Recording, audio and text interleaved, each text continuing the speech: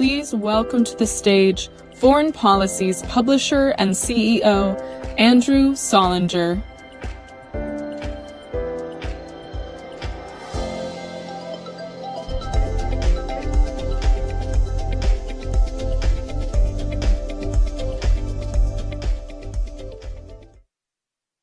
Everyone. Am I on here? Good morning, everyone. Nice to see you all. It's a very busy week here in Washington with the IMF World Bank meetings, as you know. So there's a lot of people still filling in. We're going to kick off right now, and the room will fill shortly later. But we really appreciate your being here, those of you here in person, as well as those of you on the live stream, to FP's first ever Solutions Summit. Why are we doing a Solutions Summit, and what is a Solutions Summit? Really, the key to the point is that there's a lot of change, disruption, and uncertainty right now, and that is creating a ton of negativity.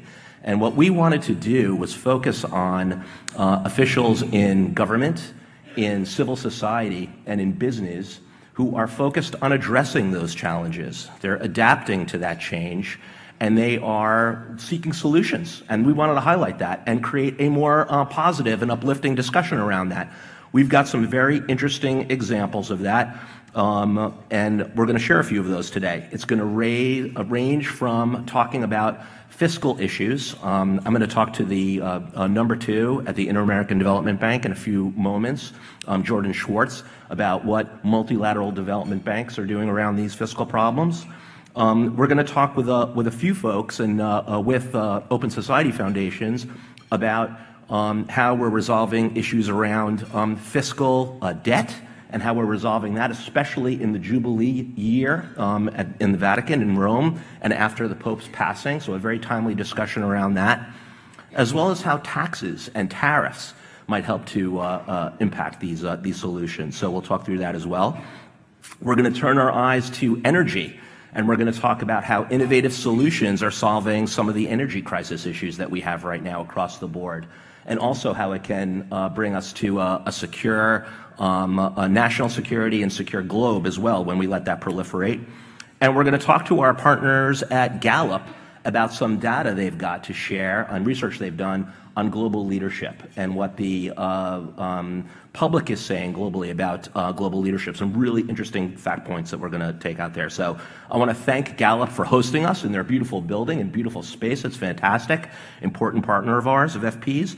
And I also want to thank our other partners, which include GE Vernova, which is the energy infrastructure arm of GE that spun off last year, and TC Energy of Canada, which we'll talk a little bit about national security and energy. We couldn't do this work without them, so we're so happy that they're here to join us. Thank you for that. And thank you for being here. There are little cards on your table with QR codes.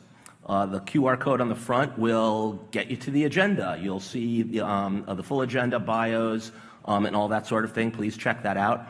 And if you flip it over, there's a QR code to subscribe. So I want to do a quick show of hands here. Who here is a subscriber to FP?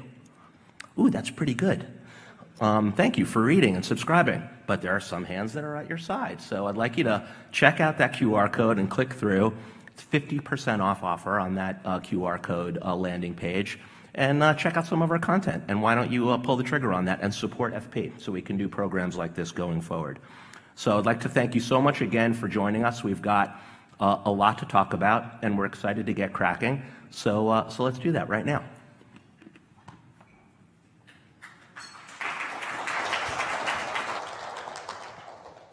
Please do join. Bank Executive Vice President and Chief Operating Officer Jordan Schwartz for a conversation on mobilizing finance for regional resilience. Jordan, thank you for joining us. I know you've got a very busy agenda here this week, so we're so excited to have you with us. Thank you so much, Andrew. It's really a pleasure to join you. I'm a little scared to hear what you're going to ask. I've been told to have my coffee early and frequently. Okay. Are you coffeeed up? Are you ready? Yeah, I think I'm ready. Okay. No, this will be easy and interesting as well. And what I'd love to do for starters is to make sure everyone's clear on what the Inter-American Development Bank is, what, as we call it, IDB, the acronym. Founded in 1959, it is the original multilateral development bank. Regional, excuse me. And we are, you've seen over that period of time a lot of financial ructions. There's been a lot of changes in the cycle. We're in one right now. And regional MBDs can be a stabilizing force at times like that. And amidst geopolitical shifts, domestic political change. So maybe you could tell us a little bit about what, just scene setter for us, what IDB does, and give us some examples of that. And if you would, kind of along the way, share one kind of under-the-radar success story at IDB that you wish people knew more about, so that we can get a better handle on what IDB does. Oh, very good. So just a little bit of context about the institution. Just like you said, it was founded during the Eisenhower administration and structured largely like the World Bank as a financial intermediator. And what I mean by that is we offer loans to sovereign governments. They provide a guarantee or a counter guarantee for those loans.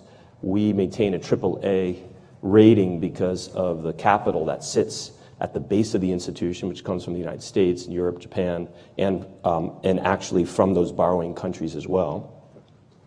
And so we're able to pass on finance. We go to the bond markets, we can raise money at AAA rates, and we can pass on long-term financing at very affordable rates that most emerging markets can't get directly themselves.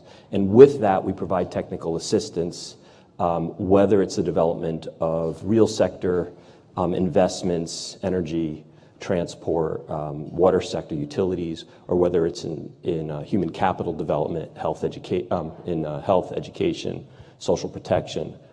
We provide advice on macro fiscal management and on private sector development and many other areas. So that concept of intermediation that Maynard Keynes conceived of between the First and Second World War, and which was implemented with the World Bank after World War II to help for the reconstruction of Europe and Japan, and eventually to help countries coming out of colonialism to develop and be able to get access to both assistance, technical assistance, and long-term financing, was brought to regional development banks in the late 50s and early 60s, and starting with the IDB. The only difference is, or the main difference, I think, there's two things. Like, one is our board, our ownership is basically split between borrowers and non-borrowers. And the U.S. is the largest shareholder with 30% of the ownership of the institution. So the Secretary of Treasury is the governor from the United States for the institution. But 50.1% are borrowing countries, and this is what the U.S. thought at the time would be a way to kind of force consensus building, project by project, strategy by strategy. Every time there was a change in direction at the board, there had to be a level of agreement between the United States and our allies, as well as the borrowing countries. And that way it would be sort of a bit of an experiment, a little bit different than the World Bank's board structure. The other thing that's evolved into really kind of a different structure and purpose for our institution and some of the other multilaterals is a heavy emphasis on the private sector. So at the time it was created, there was just one balance sheet, and public or small amount of private lending was done out of the same balance sheet. Since then, there's been basically two balance sheets created, and we have a private sector division which provides non-sovereign counter-guaranteed lending and co-finances with investors, originates projects in all sectors of the economies of Latin America and the Caribbean. That's IDB Invest. That's IDB Invest, exactly. We also have a fund that takes early equity and provides innovation, but it's obviously much smaller. It's called IDB Lab, and IDB Invest, and this concept of using multilateralism to develop the private sector is something that's kind of evolved, I'd say, over the last 20 years. Great. Let's talk a little bit about the United States in the mix here. You mentioned that the U.S. has 30% of their share capital, 30% of the voting authority in the bank. There's been a tremendous amount of change going on right now. I think we could all agree, geopolitically. We were just talking about that. Maybe you could share with us a little bit about how that's impacting IDB, multilateral development banks generally, and just a little bit of how this new administration bringing that America First focus and changing geopolitical relationships is impacting this sector. Okay, that's the coffee question, I Yeah. guess. I'd say that there's kind of two ways to answer it. Like one, I don't want to sound glib, but the institution, as you mentioned before, has sort of these institutions, not just the IDB, but most of the regional development banks and certainly the World Bank and the IMF have played a stabilizing force financially and economically, but also in terms of policy formation for across a lot of political changes, including we might refer to as Trump 1. There was always and often a request or an expectation that these institutions will, and ours included, will restate its purpose and clarify its purpose and show how, and need to show how its interventions, its financing, its projects are consistent with the objectives of the primary shareholders. In this case, as you're suggesting, the United States. So the United States has asked, the new administration is asking this question broadly: if we're going to be putting resources into these institutions, the IDB included, how does this align with our own priorities? And so a couple of clarifications. One, U.S. hasn't really put any money into the IDB in about 20 years. It's already invested, yeah. It's a bank, and the loans that we provide, the salaries, the costs of running the institution are financed out of the returns on the investment. Countries pay back these institutions generally nearly always because they have preferred creditor treatment, and if you don't pay back your multilateral, you have trouble going to get finance anywhere else. So we get paid back, and we don't really make bonuses. We return our net income into our own operations, including more lending, and so they're pretty self-financing. And since we are focused on Latin America and the Caribbean, we don't have an IDA equivalent that needs to be replenished every 2 or 3 years. That's a separate challenge for institutions that are focused on low-income countries, a lot of low-income countries. So just financially, we are also kind of self-running for the most part. So no one's asking for an additional check, which helps. Yeah, right. And we have been approved to recapitalize our private sector division, which of that division, IDB Invest, U.S. is, I believe, 16% shareholder. Mm-hmm. And so we expect over the course of the next 5 to 7 years that the U.S. will make that contribution one way or the other. But to your kind of the underlying question is, how are we articulating and what do we expect to happen from this administration in terms of support for the institutions broadly? I think we went through an annual meeting 2 weeks ago. So we kind of had the first of all of the multilaterals, the first annual meeting where you have all of your shareholders there, all the governor. We have 48 member countries, so we have ministers of finance from around the world, and nearly all of the ministers of finance of Latin America and the Caribbean present in Santiago, Chile. And we had to ask ourselves, how are we going to have this meeting in a way that demonstrates some degree of consensus, support, momentum, an understanding of the importance of the institution in the region, so that it wouldn't blow up into a political discussion about the more sensitive issues that are out there right now, the role of climate change in defining the financing priorities of the institutions, or other areas that are just kind of in the public domain for public debate.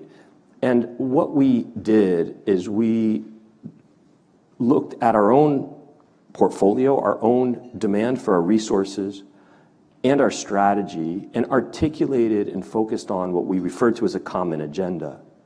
So without changing anything, explaining clearly where we are prioritizing and where both the borrowing countries and the wider set of non-borrowing countries, including the United States, agree that these institutions have a fundamental role and that this role is important. So I can give you just quickly, private sector-led development, and all that entails, regional integration, so creating a bigger and stronger market out of the Latin American and Caribbean countries.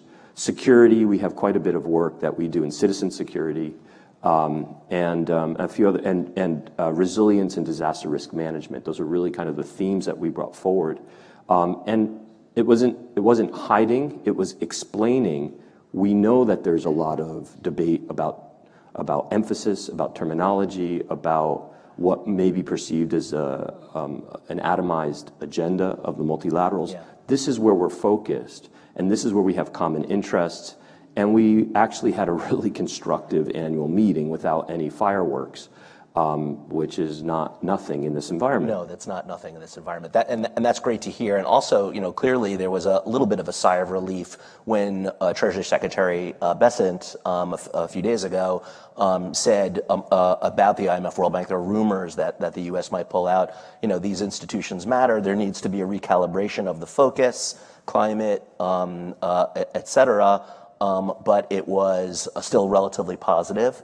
And I know that you were actually just this morning at a meeting on Capitol Hill with Representative French Hill, who leads the Financial Services Committee, and other multilateral development bank representatives were there as well? No, actually, Chairman Hill came to the IDB. Oh, he came to the IDB. Okay, great. And we had 8 or 9 ministers of finance and other members of the Financial Services Committee with him from both sides of the aisle. Just to talk through the role of multilaterals, the function of the IDB in their countries, and then it went more general into common constraints and concerns they have about development, and it was a pretty substantive discussion. So yeah, I missed the photo op to be here, but other than that, it was. I'm glad to. If you send that photo over, we'll shop you into that good one. But thank you for coming and joining us on that, and that's reassuring to hear that continues. Let's just talk for a couple of minutes that we have left. How private partnerships are key to this. You brought this up earlier with IDB Invest. This is a key focus of yours. How critical is that to developing lasting solutions? It's critical. It's critical, but I shouldn't use the word but. It's critical, and it requires a strong public sector as well. This is a point that the Minister of Finance of Dominican Republic was making this morning in our discussions. The rules of engagement, the rules of investment, regulation, pricing, market creation, ability for prices to clear requires a functioning government. Anti-corruption measures and transparency requires all branches of government to be active, and these institutions should be, when we're doing our job well, helping with both things, on the investment side, the project side, how to de-risk or how to manage risk, and how to crowd in private sector finance, and also helping governments to be able to to better attract investment and manage that investment in a constructive way. When they do have private sector engagement. So yeah, it's a critical theme for us, for our countries. After many, many years in the region, at the annual meetings, after our annual meetings, realizing that there was no kind of open philosophical debate about the importance of the private sector in development across every country. And, well, you'll forgive me, Nicaragua, Cuba, and Venezuela were not present.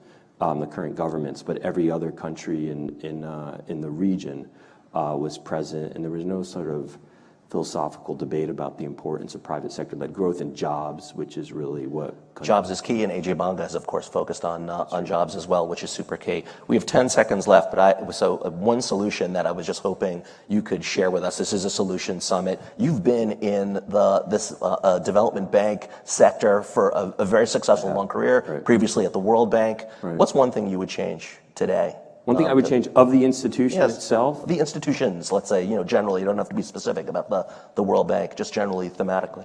What a good question. We're out of time. So I guess one thing I would change is or one thing that I think we're working on right now at the IDB, is that there's this sort of view of institutions that are outside of national governments as either, it's sort of like a binomial view, like either you are writing checks regardless of what the real impact is, or you are, you're telling countries what to do. And I think these institutions need to do a better job. We need to do a better job. I need to focus on the dialogue with the most senior levels of government to help them understand that that change, reform, transformation does not have to be done in secret. It does not necessarily have to work against the interests of consumers and taxpayers. If people know what it is that you are going to bring to the table and understand what the impact is going to be of difficult reforms, that you may find that they are more embraced publicly than if you try to kind of like deal with them in a back room somewhere. That's a really great point. That sounds like a great foreign policy story, by the way, so we should that talk further about good. that. Jordan Schwartz, Executive Vice President of IDB, please join me in thanking him for his comments. Thank you so much.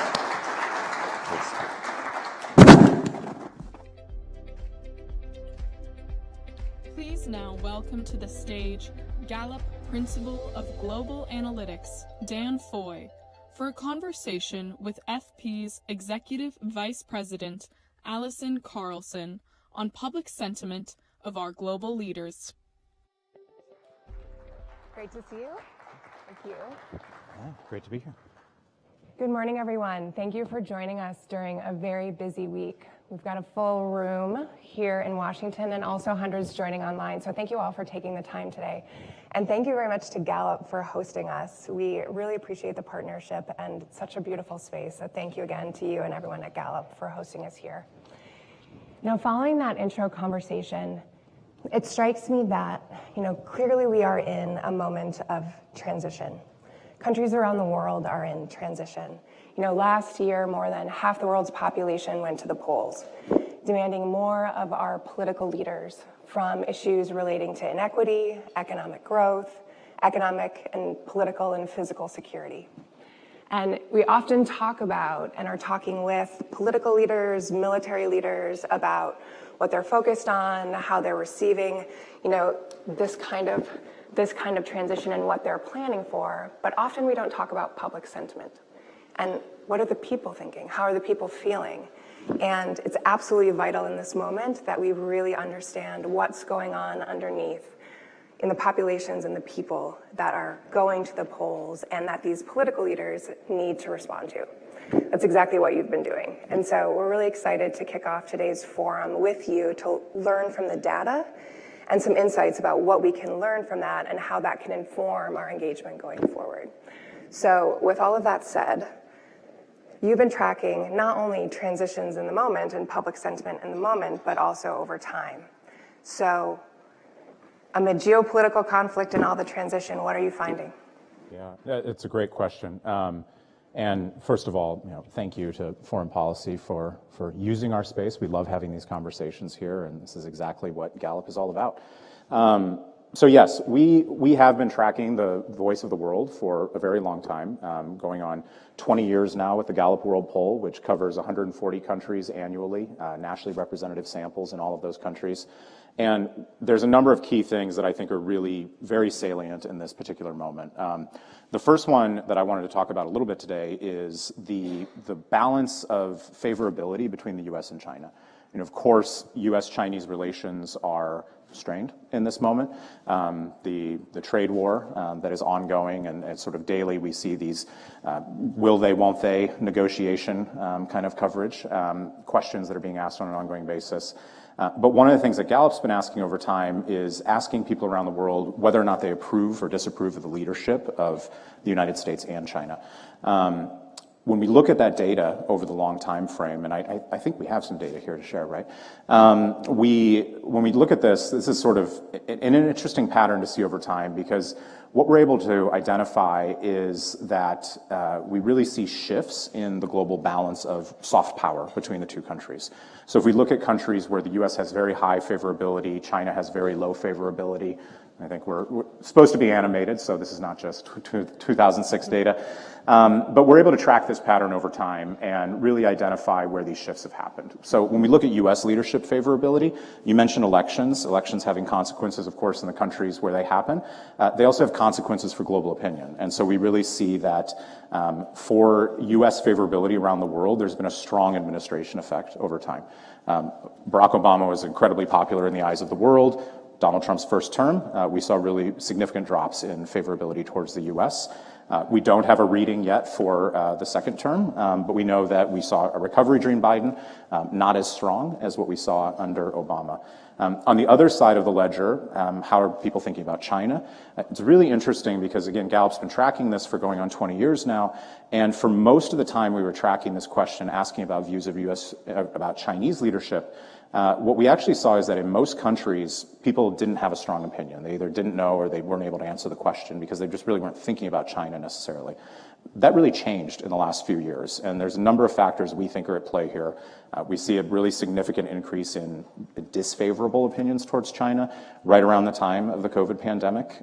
We think that's perhaps one explanation, maybe the easy explanation, but this is also the same time as we see wolf warrior diplomacy, Chinese aggressive trade policies, lots of other pushback from not just the U.S., but European nations, Asian nations, really growing understanding that Chinese actions in the world have been problematic.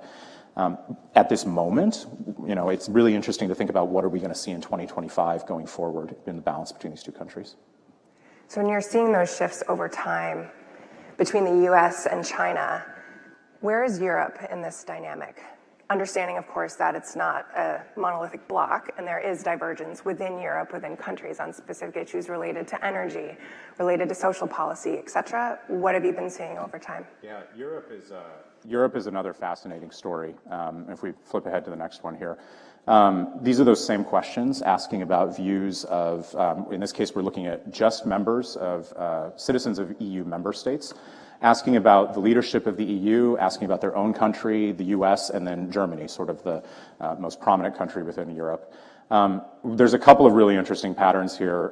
First, since we didn't see the animation on the last one, if you look at the blue line here, that's the US administration effect I was talking about. You can really see starkly among European states that shift. We did definitely see that US friends and allies are the countries where you see the biggest impact in this favorability transition. The bigger story for Europe, though, that's fascinating to me is the growth of the EU favorability over time. EU favorability is up nearly 20 points since Gallup started tracking this across member states. 2024 was the first year that no EU member state had higher favorability ratings of their own government than they did of the EU. That's pretty fascinating. Now, is that dissatisfaction with EU governments? That's certainly part of it, but at the same time, we do see this growing confidence in the European Union among its members. Really interesting implications here in this moment that we're in. Europe being caught between perhaps Russia and the U.S., and we look at military conflict, looking at the rise, or do we have a grand European army emerging out of this? It's an interesting moment for collective action. Regarding those implications, we were here last summer in Gallup with you as well, and we were talking about the future of NATO. Mm-hmm. And so I'm curious, looking at this data and the trends that you're seeing, what are some of those implications as they relate to security? Yeah, absolutely. I think it's a huge question, and as I mentioned, sort of the European defense manufacturing and defense policy, Germany's shift in allowing increased debt for defense spending is a fascinating moment. There was a really interesting article just yesterday in Foreign Policy about this topic. Will the United States miss Europe when it's gone? I think that's a really interesting question. Do we see greater cooperation inside of Europe, and what are the long-term implications for collaboration between the U.S. and Europe on intelligence sharing, on interoperability of defense systems? It's going to be interesting to see that pattern play out. I would mention, though, with the NATO topic, and this is something we talked about last year, the trend continues the same way we saw it last year. U.S. support for NATO among American citizens hasn't faded. And actually, we see that in our most recent data from 2025, when asked about whether or not the NATO alliance should continue, Americans are just as likely to say yes today as they were before the fall of the Berlin Wall. Actually, the low point was 1991 after the wall had fallen. It dropped into the 60s, and now it's 3/4 of the population in support of NATO, continued NATO support. Interesting and fascinating. You know, the NATO summit is not too many months away now. I think those trends are really telling. And speaking about America, looking here at home, what are you seeing as far as the trends in these transition and public perception and public sentiment? Yeah, this is great, and this is shifting gears here for the data folks in the audience. This is data from the U.S. from just last month, asking about America's foreign policy preferences. This is a study. We run our World Affairs survey every year in the first quarter of the year, and as you can see, trends going back for over 20 years now. The first thing I would say, and not pictured on this slide, is that there's actually quite a bit of consensus across partisan lines in the U.S. on foreign policy priorities. When we ask about things like combating terrorism, preventing nuclear proliferation, there's really strong consensus between Democrats and Republicans that these should be high priorities. Interestingly, on the NATO point, there's also strong consensus on protecting our allies, another issue that the parties agree on. Where have we seen consensus break down over time, though? And this is really interesting, especially for students of international relations and U.S. policy and foreign policy over time. If we look at issues related to promoting and defending human rights and helping other countries build democracies, these were relatively bipartisan issues a generation ago. Anybody remember George W. Bush? Neoconservatism and this idea that the U.S. as a physical force for good in the world, going in and reshaping other countries was a priority. Of course, there was plenty of criticism of that approach at the time, but what we've seen in our data is that Republicans have really moved away from these positions over time. Democrats are holding on to them and kind of holding on to these ideals, and so there's an interesting storyline there. The other one, and this sort of last chart for today, is this was, I think, one of the most interesting findings I've seen this year as we were prepping for this event. When we ask Americans if they think foreign trade is an opportunity for economic growth, this is something where majorities of Americans, when we first started asking this, agreed, and there was almost no daylight across party lines on this issue. We actually saw somewhat of a weakening of this slightly over time, with Democrats being more skeptical of foreign trade. This may correspond with some of the Sanders movement and some of those trends within the party. But really, since the mid-2010s, we've seen a really significant increase in, again, bipartisan support for foreign trade as an opportunity. All of a sudden, something happened during the Biden administration, and we saw this massive gap open up between the parties. Republicans' support for trade dropped really substantially. I think this is a case in point of Donald Trump politicizing this issue while he was out of office. Talk about tariffs, talk about U.S. getting bad deals in trade policies, really opened up a partisan gap on an issue where we didn't see one historically. And of course, in the final data point, you can see convergence again. Republicans have still behind Democrats in terms of support for foreign trade, but have jumped right back up. I think the question is, which we don't ask, what do Republicans and Democrats mean when they answer this question? What are they thinking about when they think about trade as an opportunity in the current climate that we're in? Absolutely, and what do they think about in terms of opportunity? But I really appreciate your focusing on that alignment and convergence of both parties on issues of trade, and I think those are openings to explore and to foster further dialogue on those issues. We're running out of time, but I do want to ask you a couple more questions. You know, we've talked about US-China, we've talked about Europe. What about the rest of the world? You know, speaking of foreign policy, our colleagues James Palmer and our colleagues at FP Analytics as well have done some research on a lot of the push and pull and trade-offs that countries are evaluating, exploring between US and China, feeling pulled in many directions. How are you seeing that in the data, and what are the implications of that going forward? Yeah, it's a fantastic question. And one, our colleagues from IDB being on stage just before this, places like Latin America and Sub-Saharan Africa, Southeast Asia, these are the most interesting places in our mind for monitoring things like this tension between the US and China. I'd love to have a much more robust debate about the importance of soft power and whether that's important in the current context or not. It's interesting as we've seen rollbacks of aid. There was news just today about the Millennium Challenge Corporation as maybe next on the chopping block for DOGE. Obviously, we've seen USAID rollback. We've seen challenges with student visas and tourism.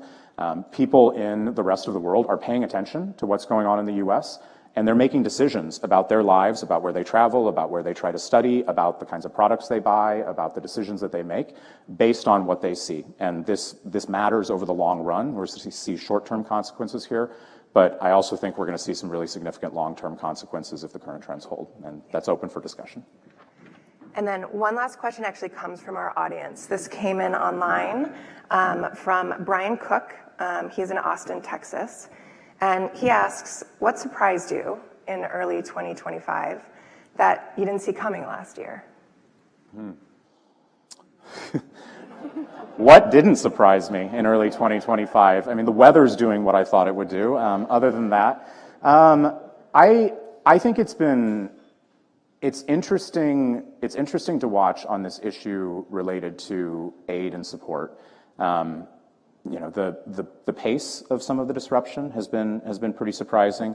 I've been surprised that we haven't seen more resistance from the Republican side on some of these issues. A lot of the institutions, and I know your paper has written about this extensively and featured some of these thinkers, but a lot of the institutions that are being targeted right now are institutions, Millennium Challenge Corporation set up by George Bush, USAID, again, an organization with a legacy and a lot of support from both sides of the aisle. Other organizations like Voice of America, USAGM. It's interesting to see sort of this radical shift. So surprising the pace of it. And my big question for 2025 is what happens next? What comes after the dust settles? What will the implications of that be for the long term? Absolutely. Thank you for tracking all of this and sharing the data with us. We very much believe about data-informed, evidence-informed policy, and I think what you're providing here is a real public service. So thank you for your work. Thank you for having us.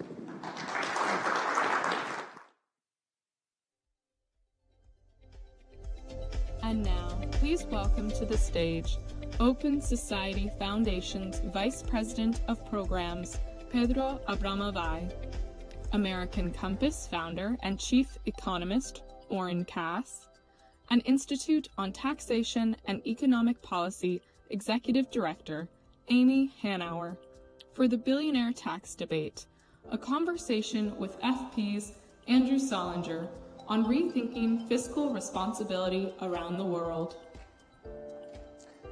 Good morning, everyone. Good morning, everyone.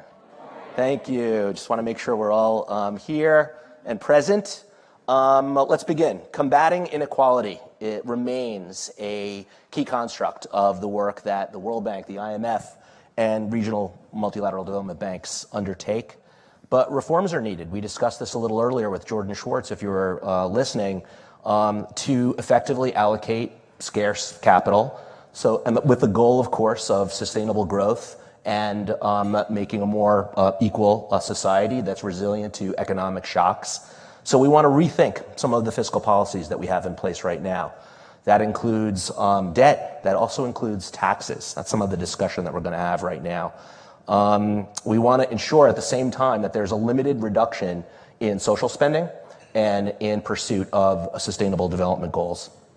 And make sure that the most vulnerable don't get left behind. So what we're going to talk about right now, setting that stage, is how we can do that. What are some of the innovative approaches we can take to reducing that inequality? And there's a range of reforms that have been discussed at the G20 level, at the OECD, et cetera, even in the White House, to target those at highest earning levels to help. So that includes taxing the world's 3,000 richest billionaires, global minimum taxes at the corporate level, that was discussed at the OECD, emissions taxes for large corporations, closing loopholes that individuals and corporates use, and tariffs too.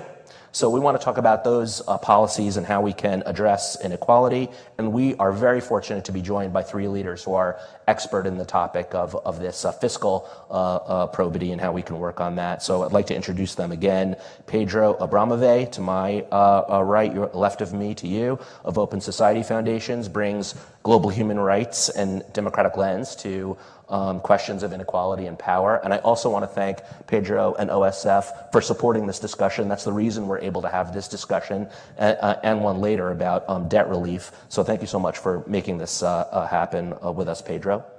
Oren Cass, in the middle of American Compass, offers more of a conservative framework to rethink capitalism and focus on workers and their families as well. So thank you for joining us, Oren, and Amy Hanauer of the Institute on Taxation and Economic Policy, who brings decades of research on tax policy and advocacy for building a tax system that works for everyone, that's transparent, and that's equitable and grounded in data. So thank you all for joining us, and let's get cracking. Pedro, I'd love to start with you if we could, and talk a little bit. Let's get right up to that top headline, sexy headline on taxing billionaires.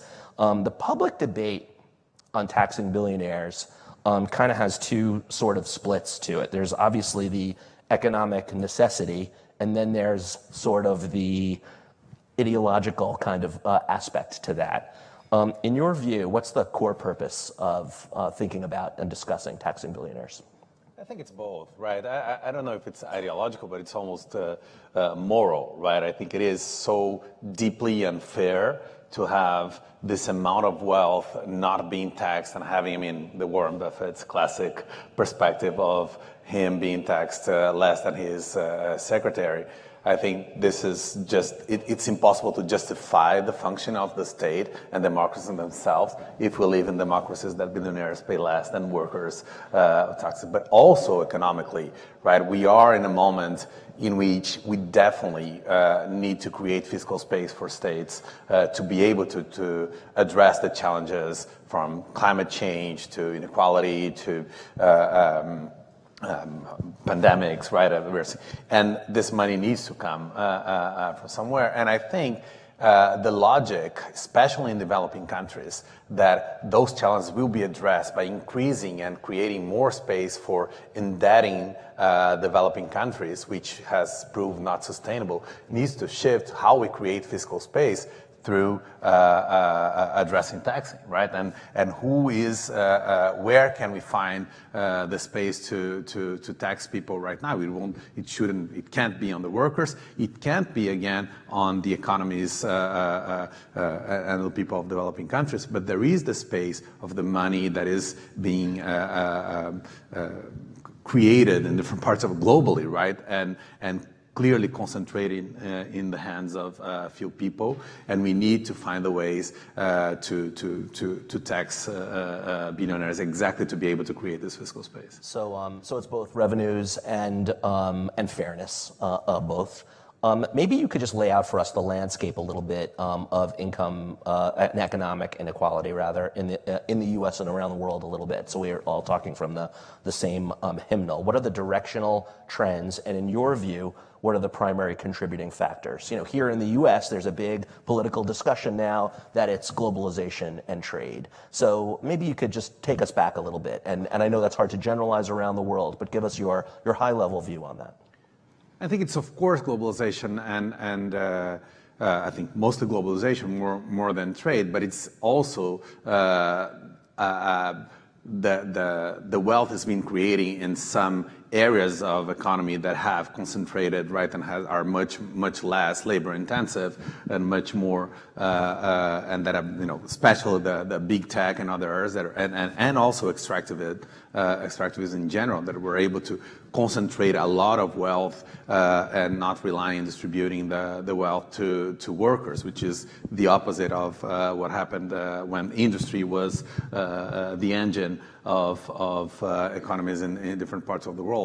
But what we need to understand is that this, especially if you're talking about one example of kind of big tech, this money is being extracted by the attention, right, of people around the globe, right? And this money is being exactly extracted in a way that it is, and differently from the kind of mineral extraction that, of course, we need to tax more, but they don't pay taxes in the countries in different parts of the world in which they are extracting the money from, right? And I think that's a big part of the discussion. And I think if globalization helped us, right, and it was and we need to pay attention on this, right? The amount of sophistication that was put in place to allow countries to exchange, to have the kind of globalized trade system that we have right now, clearly wasn't put in place to have the collaboration on taxes, right? So the ability of creating and selling goods and or extracting from different parts of the world that require a lot of sophistication allowed corporations to evade much more taxes than they did in the past, which also helped them concentrate a lot of this wealth in the hand of few. And I think the challenge that the world has, and I think the OECD with the proposal to challenge to minimum tax on big corporations it's a good starting for the debate. The challenge is we need to put the same sophistication in place also to allow countries to globally tax corporations and people who are globally creating revenue in different parts of the world. Which was some of the efforts undertaken last year, the past couple of years on the OECD front with Janet Yellen and the like. Very interesting. I'd love to, Oren, bring you into the conversation, and I'll ask you a question, but then I want to just kind of give a little bit of background on what's happening here and some of the discussion very recently in the past few weeks that's taken place in and around the White House. So the question I'd love to ask you is around, from a conservative, pro-market perspective, is there a case for taxing extreme wealth, and if it's harming economic dynamism and hollowing out the middle class and creating inequality? But as a background to that, this has, even though, and we'll get into a little bit of politics here, that wasn't really the goal of the discussion, of course, but it's worth bringing up. There was discussion of a millionaire tax coming out of the White House, which is generally antithetical to Republican doctrine, but this was being pushed by Steve Bannon even, and this news kind of came out yesterday because President Trump said, we are not considering that's not something that's going to be included in this upcoming tax and spending bill. The idea was to raise the top marginal rate and to quiet some of the Democratic dissent that the rich are getting away with not being taxed. But a lot of people were surprised that it got this far, even this discussion that allowed to go on. And I was looking at this last night, prepping for this discussion, and I get to the end of an article in the Wall Street Journal, and there's a quote from Oren Cass. It's very encouraging to see politicians now actually working through that logic instead of being paralyzed that there are things they're not allowed to talk about or consider. So I'd love to hear you elaborate on that a little bit and your thoughts on that paradigm. Yeah, sure. I think the place to start is it's important to recognize how far the Republican Party and the conservative movement has come really over the last 8 years. I mean, if you think back, it's almost hard to think back to the Trump tax cut debate in 2017, where it was simply assumed Republicans will vote for this. They don't really care how big it is. They will say it's going to pay for itself, and that's just what's going to happen. That's not the case anymore. They are struggling mightily to find any way, even just to extend the thing most of them already voted for once. And in fact, I think it's very unlikely that on a party line vote they are going to find a package that can actually meet all of those conflicting considerations. The millionaire tax piece of it, or letting the top rate go back up, I think fits exactly into that framework, which is you've now essentially heard everybody say, yes, if that would solve our problem, we are open to doing it. I mean, the number of trial balloons you've seen floated by Trump himself, Bessent said they're open to it. Jody Arrington, chair of the Budget Committee, Tom Cole, chair of the Appropriations Committee, have both said any deal, bigger picture on budget, probably needs to include more revenue. Chip Roy, chair of the House Freedom Caucus, policy chair of the House Freedom Caucus, has said he's open to higher corporate tax rate. And you even got to the point where you had senators on the record disclosing what Trump had said at an off-the-record meeting, just to make clear how seriously everybody was considering it. Now, the reality is that if that doesn't get them across the finish line and they still can't get a package even with that, what's the point in going there? But I think it's pretty clear from everybody at this point that if that is the thing that would get the deal done, there is no sort of ideological barrier to going there. And so that's a huge shift. And you see it playing out in taxes specifically. You see it playing out more broadly. I've been pointing people to a fascinating thing that happened last week. A private equity firm announced it was going to shut down a paper plant in Chillicothe, Ohio. And Mike DeWine, governor of Ohio, sort of put out the standard, this is extremely disappointing. we will help these workers kind of statement. Next day, Bernie Moreno, one of the newest members of the Senate, sent a 4-page letter to the private equity firm threatening them with everything under the sun if they didn't keep the plant open, and then showed up at the plant the next day with the head of the local labor union for a rally to attack the private equity firm and keep the plant open. Mike DeWine showed up as well, and by Saturday morning, Mike DeWine was posting a video celebrating this rally and that it had forced the private equity firm to committing to keep the plant open. So the momentum and future of the Republican Party and the conservative movement is entirely away from the sort of hardcore, we just cut taxes, whatever happens in the market is going to work out well ideology.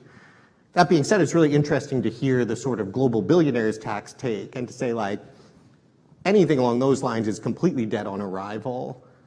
Certainly on the right of the center in the United States, I think, frankly, just broadly within the United States at this point. And so, especially when you're thinking about these kinds of inequality questions, there's a dichotomy between inequality within countries and inequality globally. Right. And the U.S., I think, is shifting heavily toward more concern about inequality within the country, regardless of what that means globally. That's a trade-off economists pushed with globalization very hard in one direction. And it is now, I think, inevitably going to get pushed very hard the other way. That's a really interesting way to think about that. Thank you for those thoughts. Amy, let's get you and ITEP involved. So ITEP is a U.S. domestic policy tax institute, and you actually have a keen focus on state taxation. So you have a lot of understanding and knowledge of this and experience. And the question I want to ask you is, how do states address, well, let me back up a little bit. President Trump actually cited yesterday the reason for whether, real or an excuse for not undertaking this millionaire tax was that we'd have capital flight. Millionaires would leave the country. And from a state level, this happens all the time in the U.S., where states on the income tax side will tempt billionaires and businesses to Florida, Texas, et cetera, to low tax environments. And I'm just kind of curious how states address these concerns about capital flight and avoidance when proposing stricter taxes on the wealthy and on businesses. Yeah, well, the evidence is that there's very little migration based on the top tax rate in states. And while, Florida may make a big deal of sort of one anecdote, the plural of anecdote is not data. And the fact is that the vast majority of very wealthy people in this country live in New York and California, two states that have relatively higher rates of taxation on that kind of income. And so we've seen a lot of really exciting progress in the states on both capital gains taxation and top rate taxation. And I don't think that there's any real threat it is very clear that states will raise more from wealthy people by raising those rates than they might lose from one prominent person making a big deal out of moving. And the other thing that I would say is that when states do tax wealthy people and corporations, they are able to invest in things that not only help their communities, but actually help make them more appealing places for business investment, because they have a more educated population, they have better infrastructure, and they have more of the things that everyone needs to thrive. Great. Understanding that, as mentioned, you have this focus on U.S. and state tax issues, I'm wondering if you have a view on some of the global discussions around the billionaire tax. Let's bring this back out to the globe. There's been discussions of a billionaire tax at the global level, global minimum tax on billionaires, and promise of pitfalls of global action and enforcement and all that sort of thing.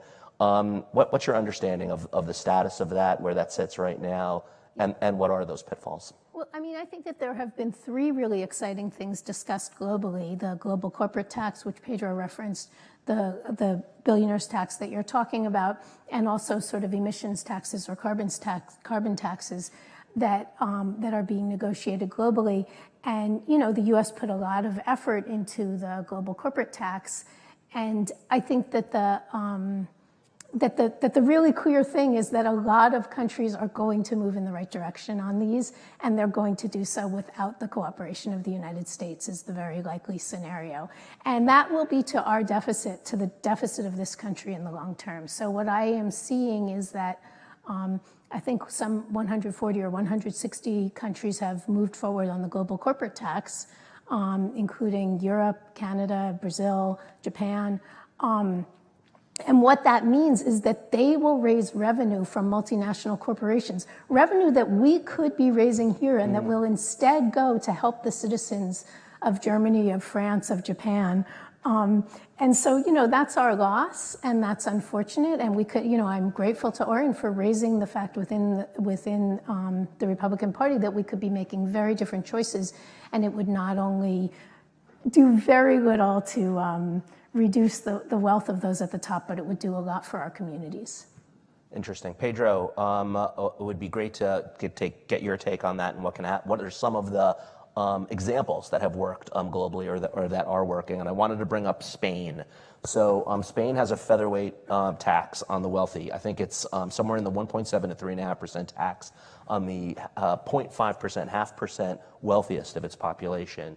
And there was an analysis done on, countries, 172 countries could raise over $2 trillion annually by copying that example of Spain. And I'm wondering if Spain provides an example of a wealth tax that might work. Let's just start there. Yeah, I think the Spanish case is definitely one that I think needs to inspire other countries. And I think it has, it's a good example that capital won't disappear. It is much more the opportunity of investments that is important. I think Latin America now, it's an interesting example because if you take the first kind of wave of progressive governments in Latin America, most of the kind of redistribution of wealth was based on kind of the price of commodities and cash transfer programs. And right now, the global situation is different. So a lot of the countries are betting much more in tax reforms. Colombia, Chile, Mexico, and now Brazil. Brazil is proposing and has been able both to include the billionaire tax in the final G20 statement, but internally has just proposed a reform that is exempting all the middle class from income taxes and putting a tax on people who earn more than 1 million reais, which is $200,000, right? And being able to create income tax in that way, and that's the kind of proposal that is putting tax justice, I think, at the center of the debate. I think the other point is not only the examples of success, but I think it's the examples. We need to be careful with the examples of failure, right? And Chile has an example of that didn't work out. Exactly. Chile, I think it was a pity because they had a very progressive reform that failed to pass by 2 votes, and I think affected deeply the political ability for the government exactly to create fiscal space to address the demands.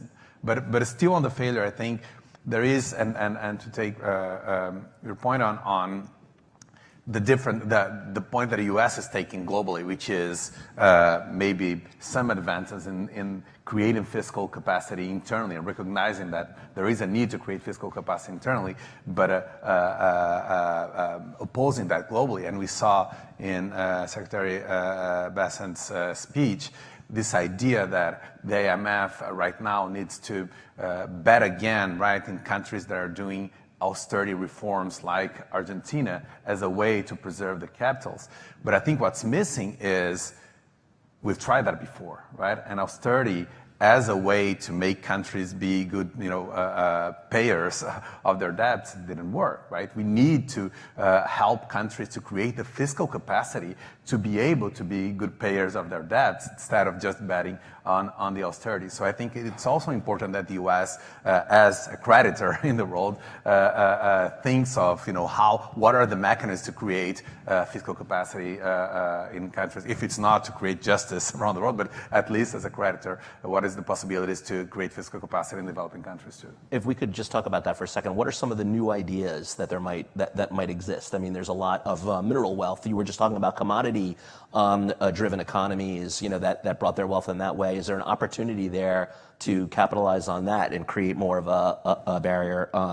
You talked about big tech and the fact that there's extraction of value, which is not from a mineral base, but from a transactional base. What are some of the ways we can work through those paths like that to come up with innovative fiscal solutions? I think those are excellent examples. I think beyond the minimum tax for big corporations, but those are two sectors that clearly we need to be rethought in the way we tax them, right? It's clearly not effective globally to have an economy that is based on extracting wealth from different parts of the world towards a small group of people, and that's clearly not taxed fairly.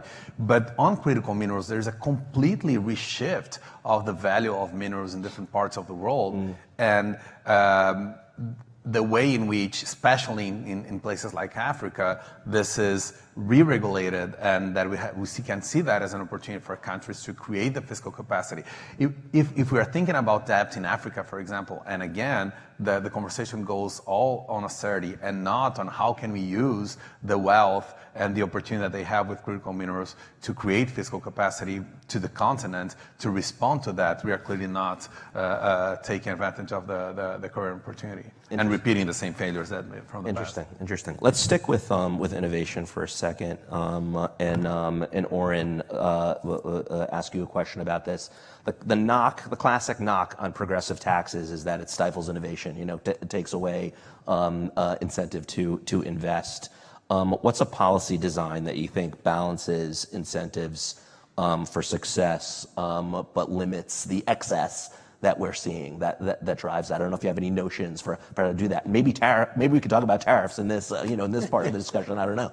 Well, I don't think the incentive problem is a significant one at these tax levels, and I think this is something the U.S. has certainly seen. When Ronald Reagan was reducing tax rates in 1981, and you had personal rate of 70%, corporate capital rate in the 40s and 50s, bringing those down significantly, the share of the proceeds of your creation that you get to keep changes dramatically. There's real elasticity there. When you're fighting about whether the top individual rate should be 37 or 39.6, or the corporate rate should be 21 or 25, the reality is that people don't even know. High-income people. There was a fantastic scene when they were debating TICJA. Actually, there were two. One was some very rich person was making the case for why we had to keep rates low. And the moderator just asked him, well, what is your marginal tax rate? He didn't know. And then there was the Wall Street Journal CEO's conference. I think it was Gary Cohn was making the case. We had to do this to boost investment. Moderator just turned out to the audience and said, how many of you are going to base your investment decisions or increase your investment if we lower the corporate tax rate? One or two people raised it. And Gary Cohn's there on stage. He literally says out loud, why aren't more of you raising your hand? Yeah, there's not enough. And the answer is because that's not what's driving these decisions. I do think, though, that the flip side, and I think this is where we start to get a little loosey-goosey in talking about fiscal capacity and how we solve these problems, is that, certainly in the U.S., it is already these folks who do pay all of the taxes that we do collect.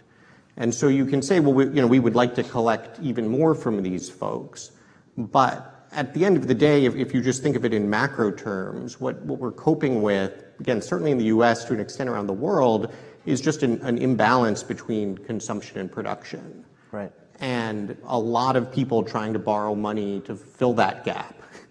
And at some point, if everybody is trying to borrow money to fill that gap, the only people who can fill it are the large private pools of wealth. And so you can say, well, we would like to collect that as tax revenue instead of borrow it from you. Fair enough, but if you actually want to get onto a sort of firmer footing, there is a fundamental question of how do you either produce more or consume less. And I think that's where, exactly to your point about something like tariffs, exactly where this debate is going on in the U.S., there is a real fundamental question of, have we turned the dial too far in the consumption direction? Because everybody loves consumption, but at the point where most of what economists are calling investment is actually buying treasuries that's just being laundered into entitlement payments to be consumed, you do build up the debt, but you don't actually have any capital growth underneath it. And so I think, whether you're talking about a situation like Argentina or whether you're talking about the US, the fundamental question is, are we actually going to pursue a set of policies that channels more capital into investment that will build long-term productive capacity instead of just finding ways to boost consumption today at the expense of the future? Because the American dream is not about buying cheap stuff, was what we've heard. One of the quotes from I believe it was Secretary Besson. That's great, Oren. Great macro take. Amy, a kind of interesting construct here is around that messaging and how you make people understand that. And I think kind of the classic sort of tax the rich with pitchforks and torches messaging gets the pushback. I'm just kind of curious your take on how to message that. What works best to build bipartisan public support for these types of efforts on the tax side?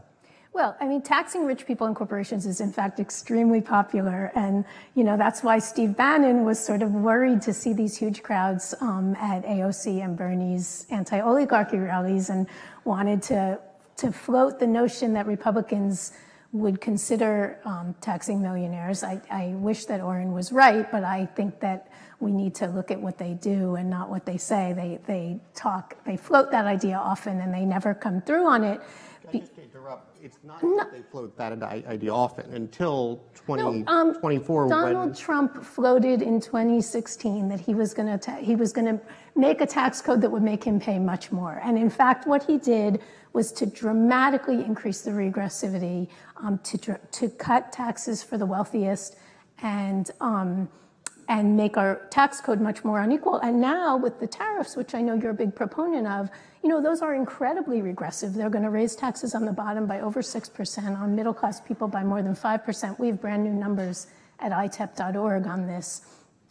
And, Donald Trump's overall tax plans will cut taxes of the top 1% by more than $36,000. So that's extremely unpopular, but Republicans do it because they're beholden to a set of, to a coalition that requires that they do that. And in return, they give working class people, sort of cultural rhetoric. So I think that it is not hard to message tax the rich. Most people are for that. I think it's hard to follow through on it for Republicans, and it's hard to follow through on it, frankly, for Democrats, because there are people with power in our economy and in our political democracy who prevent that from happening. But it's extremely popular. So the messaging is continue the messaging, and we'll get both sides of the aisle there. We have 20 seconds left. This is a big question. I want to finish up with you, Pedro. You're here helping us have this discussion. I'm just curious your take on what role international institutions and philanthropy have in encouraging fair tax systems globally, but how do you reconcile that with the influence that wealthy donors have in those same spaces and organizations? Yeah. I think the influence goes both sides, right? And it's, in some ways, it evens out. We can just, I think, once in this country, for example, Citizen United was recognized, right, as the law of the land.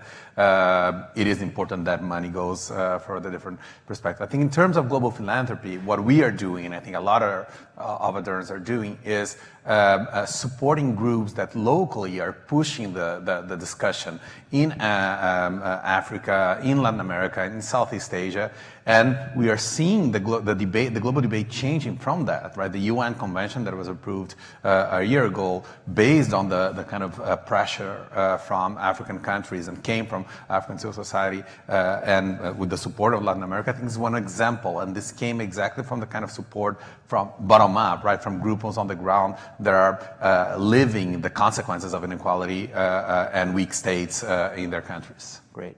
Well, that's a fascinating discussion. Really appreciate all of your views, diverse views. Fantastic. So I want to thank my panelists, Pedro, Oren, Amy. Thank you so much for joining us for this discussion. Please join me. Thank you.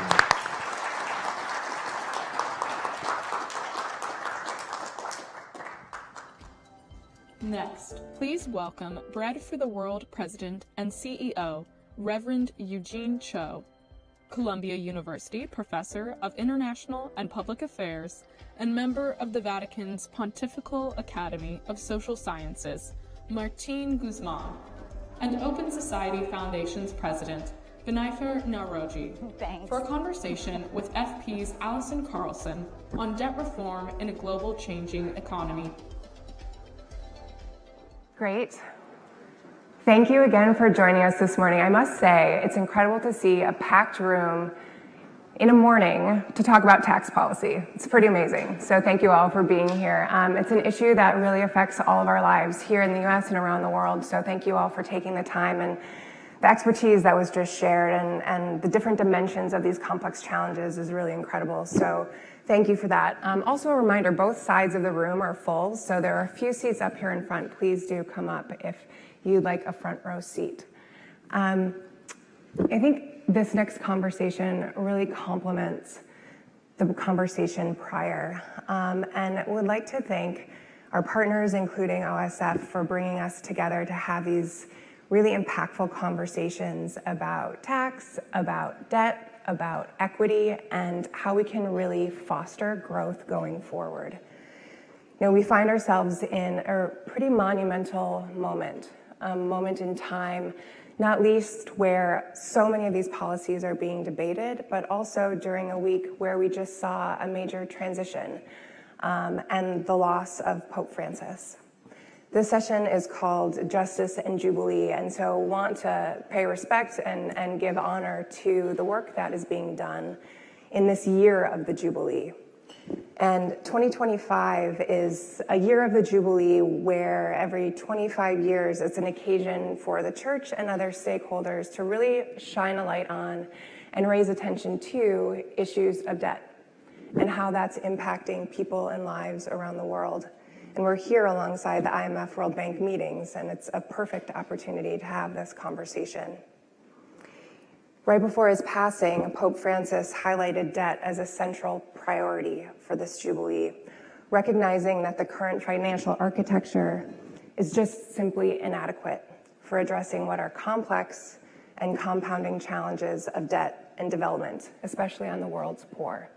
So appreciate all of you coming today that have distinct but complementary experiences and expertise to bring to bear about what is happening, impacts around the world, and most importantly, as this is the Solution Summit, what we can and absolutely must do about it. Benifer, I'd like to turn to you first, just to provide a little bit of a lay of the land. So in 2023, the World Bank found that developing countries are spending a record $1.4 trillion to service their debt. It's about 4% of gross national income. And over 60% of low-income countries are in debt distress. From your experience and the work that you're doing, how are you seeing this manifest around the world and how this debt distress is impacting people's lives? So I think what we can see is a world that really feels like it's kind of slipping away from us on many fronts. You can see a widening inequality gap. You see democracies beginning to devour themselves from within. You see just one problem after another, and they're interlocking and they're systemic. And so the ability to find simple solutions is no more. All these things have to be tackled as a bundle, and we need to think beyond where we are at right now.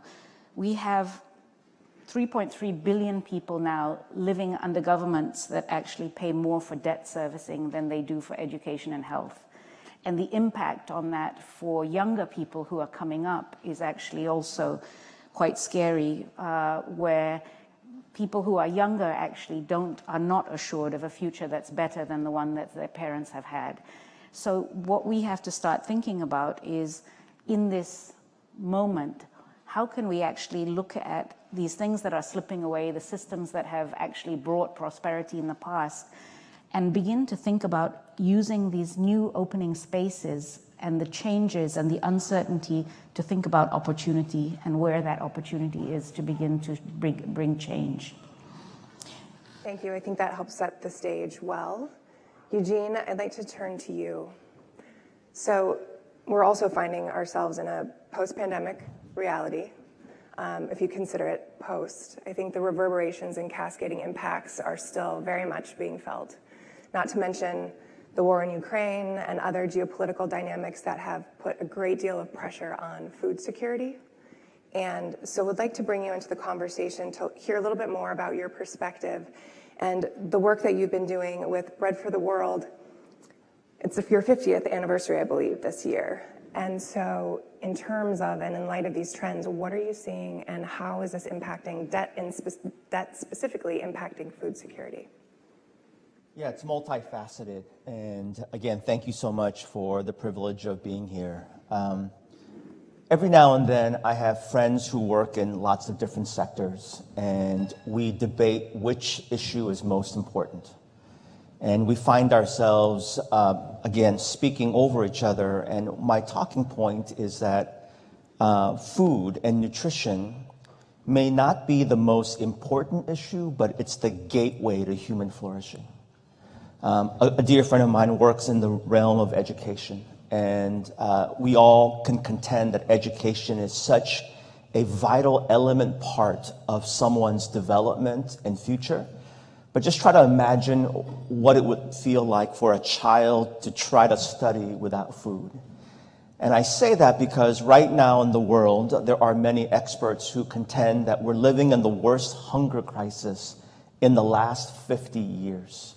Even before the beginning of the pandemic, in some of the most vulnerable communities around the world, there were folks that were spending about 40 to 50% of their income on food. So just let that sink in for a second. 40 to 50% of their income on food.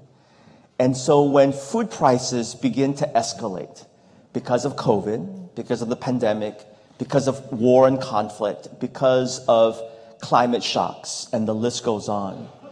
When people say that it becomes like a life and death situation, this is not meant to be a sensationalistic comment. This is reality for many women and men and children around the world who live in these situations.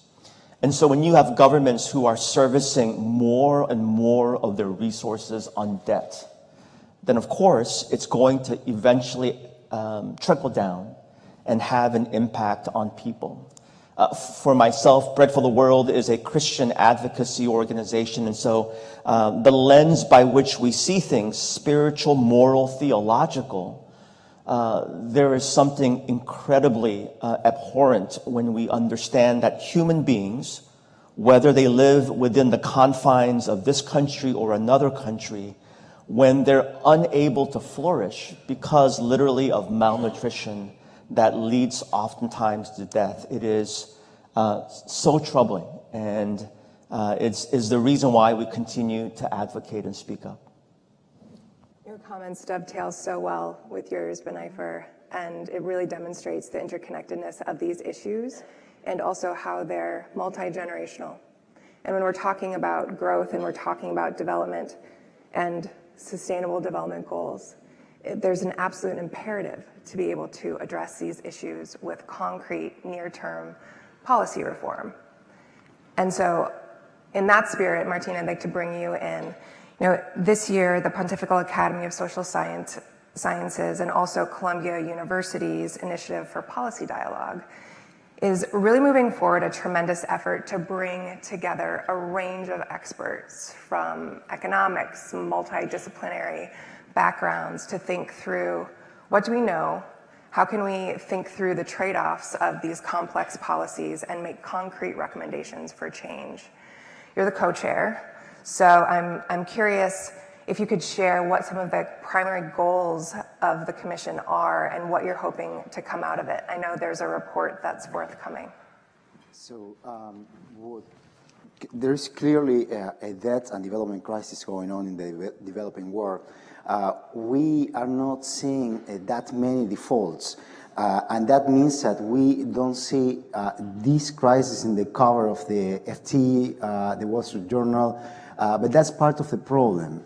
These situations only get attention when they have a major financial impact. And what you describe is exactly what's going on. So countries are adjusting on education, adjusting on health, the financing that they are receiving from the international financial institutions, rather than being used for what's supposed to be used, which is development and stabilization policies, it's being used to service debts. So this is creating a lost decade, or more than a lost decade, in many countries around the world, in the developing world. The impacts of such a crisis affect the lives of an entire generation, and this was a big concern for Pope Francis. So you see this big difference between what occupies the center in the news and the reality of people that go to the local churches and suffer day by day in their lives.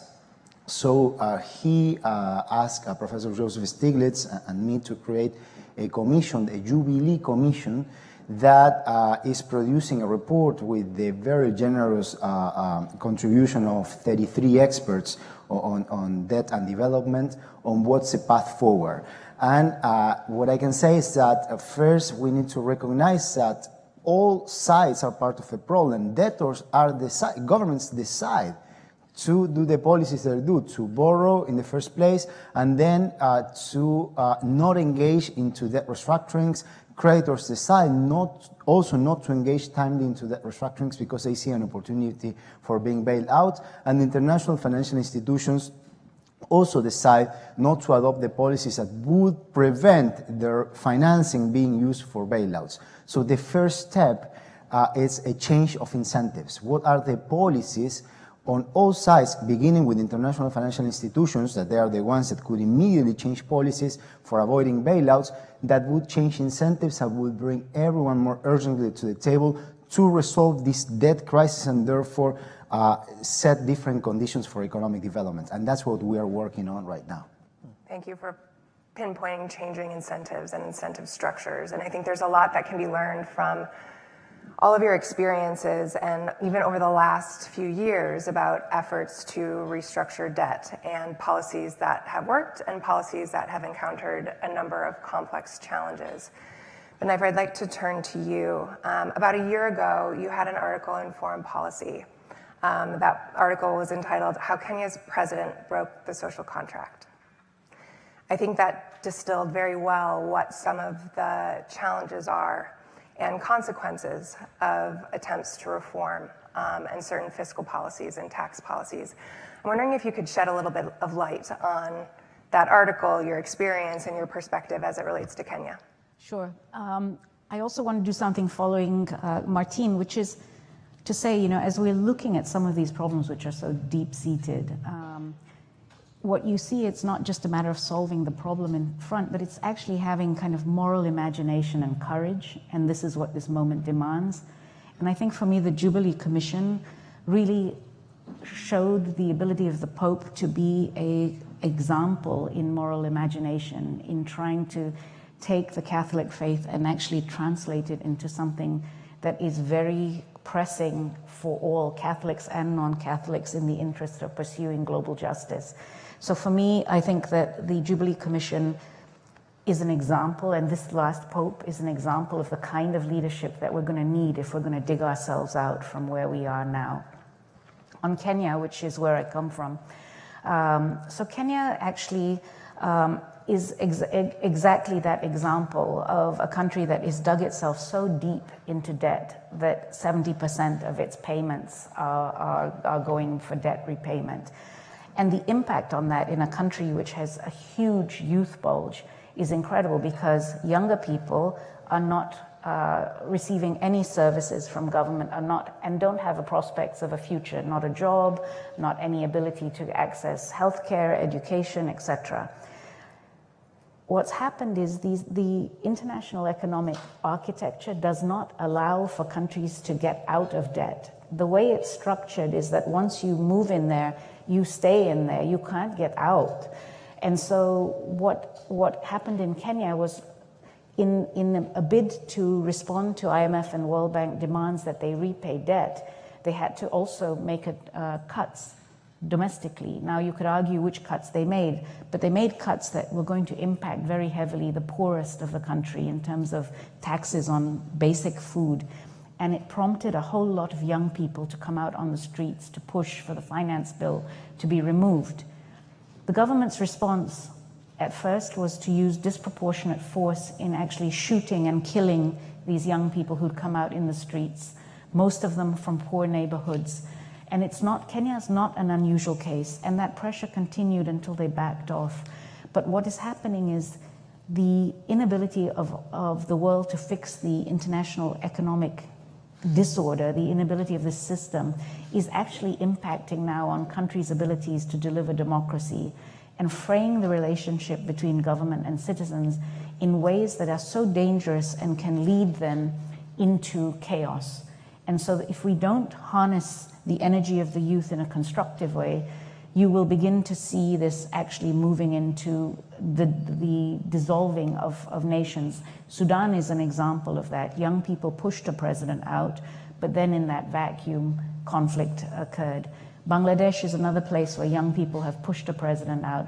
Senegal, another place where young people have basically called for, blocked a president from taking a third term.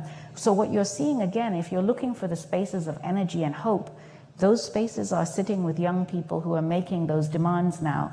What we have to do is help these younger people actually deepen their skills, use their energy in a constructive way, and harness it in ways that lend and lean towards justice and equity and respect for human rights. Thank you for that. Eugene, would you like to pick up on the comments that were made about efforts to tax and the way that has been structured in some places, including Kenya, where they are often regressive taxes or impact the poorest among us and the impacts that can have? What have you seen around the world that has potentially had adverse impact, but anything that you've seen that has worked well, that gives you hope in that regard? Yeah, maybe if I can share a little bit about my personal story and an example of some hope amid so many challenges around the world. My father, who is still with us, he's turning 90 very soon. He was born in a small little town outside of a city called Pyongyang, which is now the capital city of North Korea. So when he was a child, there was only one country, one Korea.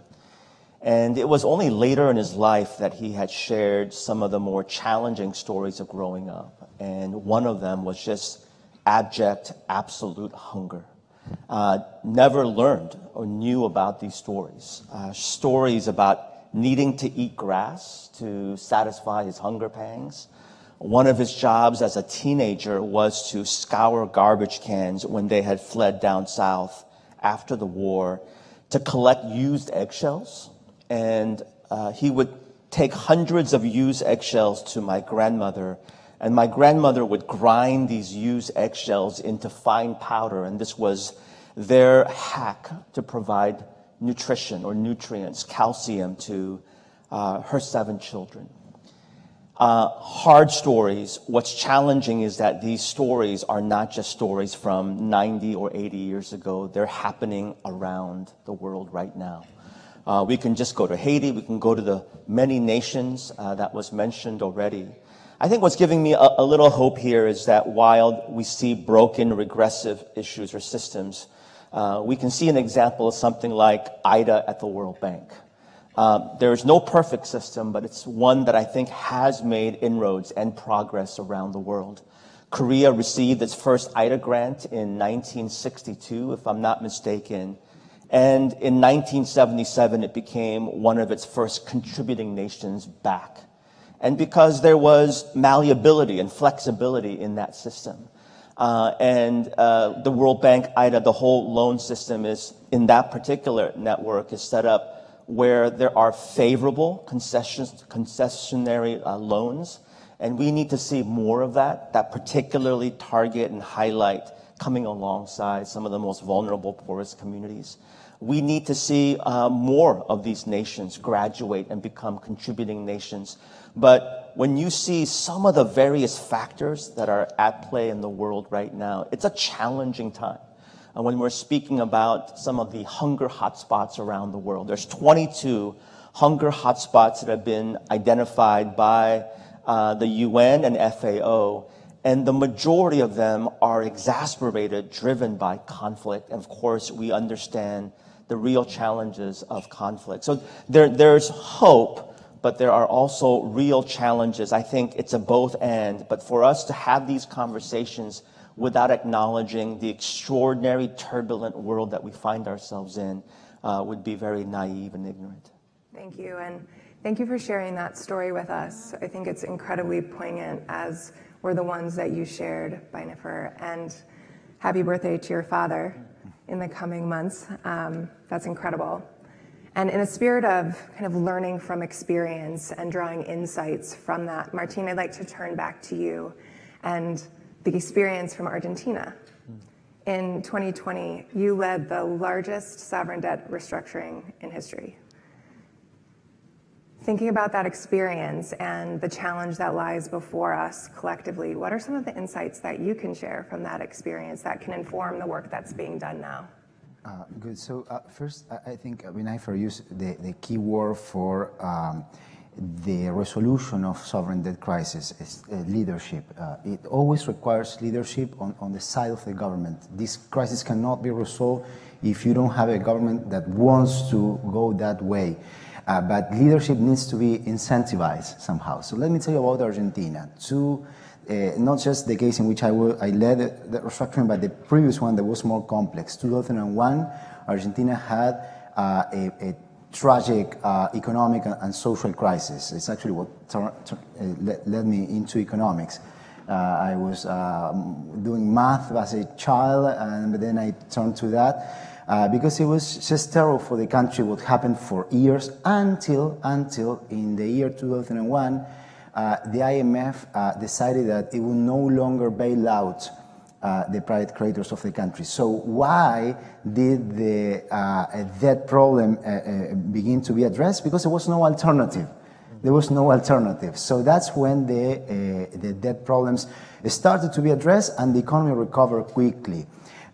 Then in 2018, again, Argentina lost access to international credit markets, but it got a bailout loan from the IMF. $45 billion were dispersed, record ever. And the restructuring was not initiated by then. It was initiated 2 years later when I was a finance minister. And again, here, what was key is to bring together the political system or the leading party in government to do what it needed to be done. But my view is that if the opportunity of a bailout would have still been present, it would have been much more difficult to address these issues. So we need to put the government in the place in which it has the incentives to do the right thing. The international financial institutions in the place where they provide the incentives for that. And then, of course, it's a very complex process that we can chat more about within a system that is full of deficiencies and make the debt crisis resolution very highly protracted. But better to address them than to muddle through and create massive development crisis for a decade. Thank you for that. And so bringing us to today and thinking about some of the concrete actions and policy recommendations to go forward in the time that we have left, I'm wondering what each of you have at the front of your minds in terms of galvanizing efforts to have that leadership and actually follow through. And, Oren Cass said in the last panel, we really need to be focusing on channeling resources for productive capability at a local level. And so in order to do that, I'd love to hear from each of you, and Benifer, starting with you first, what needs to be focused on and what are some concrete measures that can be taken now for that impact? So I'll just raise 4 issues where Open Society Foundations is directing its attention. So one has already been mentioned, the International Development Assistance, IDA. So we are working with the World Bank and IMF to strengthen the ability of governments to access low-cost, internationally backed public financing. These are loans, long-term loans with low or no interest, and that can at least help countries to try and dig themselves out. The second thing is that when governments find themselves in debt distress, they turn to private creditors who often are charging exorbitant interest rates. And so these vulture funds, essentially, ironically, there's a lot of that sits in New York State. And so we're looking at legislation that's being considered in New York State, which would eliminate the ability to have exploitative interest rates that these countries have to pay private creditors when they're in default. The other thing is we're supporting countries that are disproportionately impacted by climate. So a group called the V20, a group of climate vulnerable countries that are working together and bringing them together so that they are a lot of times small countries, but how they can augment their voice to be a stronger voice for their joint concerns. And the last thing that we're trying to think about is how we can help bring together governments, civil society, experts across the Global South to help middle-income countries really think about creating new economic models, new industrial policies that break this kind of pernicious trade-off between development and climate action. So thinking about green jobs, thinking about governments that, who are stuck because if they, so if you look at Southeast Asia with palm oil, if they stopped growing and using palm oil, their economies will collapse. How to get them to transition out, how to move governments. And there we're working again with governments that, it goes back to what you're saying, Martine, governments that really are demonstrating that leadership, that want to dig themselves out of the hole. And if these governments, and if we can find a few where we can actually show examples and help them and support them, then it shows a pathway out for other governments that maybe are not exactly in the same place, either with regard to their leadership or with regard to their options. Thank you for that. Eugene, over to you, and then Martine, we'll close out with you.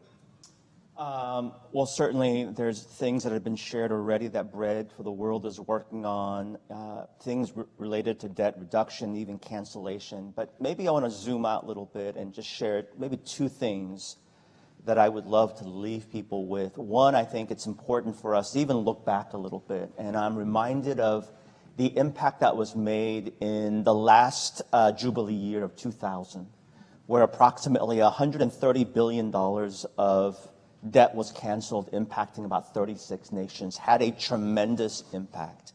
And so we're not just making things out of thin air. There's been tremendous progress. I know there's lots of heavy news, especially here in the DC world and many of the spaces that we work with. I think it's also healthy and important to kind of zoom out a little bit and just mark some of the progress that has been made around the world, around poverty. And so there's that. We got to look back a little bit. But I'm also just mindful of the power of this moral, spiritual imagination. You spoke about Pope Francis. And I was having a conversation with a Catholic friend. The largest community at Bread for the World are Catholic supporters. And they were asking this question about, well, now that Pope Francis has passed away, who is going to be this leader within the Catholic Church? And certainly our prayers and thoughts, we know there's a process, but rather than looking at one person, I'm also just thinking about the power and the influence is us. And to hear stories about young people all around the world rising up, demanding, wanting, pursuing health and flourishing for themselves. I think this is really important that we, sitting in the comforts of these tables, think about what does proximity look like for us in our work, in our advocacy, so that we can continue to raise voice about that prophetic, spiritual, moral imagination that benefits not just us, but benefits people all around the world. Thank you for bringing us back to that focus on imagination and leadership, and also underscoring that we all have a role to play in this effort. Martine, over to you. Well, we clearly need to reimagine the international financial system if we want to aspire to have financing for development. These countries that are suffering crisis need financing, but the right kind of financing, not very expensive short maturity financing. They need to invest in education. That's the most important investment for their future. And they are not being able to do it. And they are receiving some financing, but it's not being used appropriately. When we see positive flows into those countries from the multilateral development banks, international financial institutions, and at the same time we see that the same amount goes into outflows to repay other creditors. That's clearly a problem. So when it comes to the work of the Jubilee Commission, the Commission will present its report at the Vatican on May 16. And I will start with the premise that governments need to be in charge. They need to create the conditions for the right financing. They need to aspire to have local capital markets that enable the financing they need. And that in the short term there is need for debt operations. In some cases, it suffices to have extensions of the maturities of the debt with reductions of the interest rates. In other cases, there will have to be deeper debt restructurings. For that to happen, the international financial institutions should no longer provide bailouts. They should say that I will only lend if the money is used for the right purpose. That's key. Otherwise, we are not going to see progress. And then there are initiatives that if they are materialized, they will change incentives. Minafer mentioned a very important one, the change in the New York State legislation for sovereign debt. There are certain flaws in the law, like debtors that have debt in arrears pay 9% extra interest rate until there is a judgment. That makes no sense. It was set in 1981 when the inflation rate in the US was 8.9 and it was never changed. And there should also be legislation to deter opportunistic behavior like holdout and vulture funds that buy debt with the sole intent of litigating and delay the debt restructuring processes. So there is a lot that can be done in the short term, even within the existing system, to improve matters. And that requires leadership and boldness. Thank you for those very concrete examples. And I know there are other concrete policy recommendations that have already been articulated by the Commission and that will also be forthcoming. And so everyone should keep an eye out for that report because, as you said, there are a number of concrete actions that can be taken now. We're out of time. I'd just like to close a little bit with where we started, understanding this is the Jubilee and doing some research for this. I found that Pope Francis, in his address on debt, he said, quote, "It is the principles of justice and solidarity that will lead to finding solutions. On this path, it's essential to act in good faith and with truth, following on an international code of conduct with ethical standards that can guide dialogue between parties." End quote. These are incredibly wise words, and we're talking about leadership and how to carry that forward. You are clearly all doing that work. Thank you for sharing your expertise here and for galvanizing others to do the same. Thank you.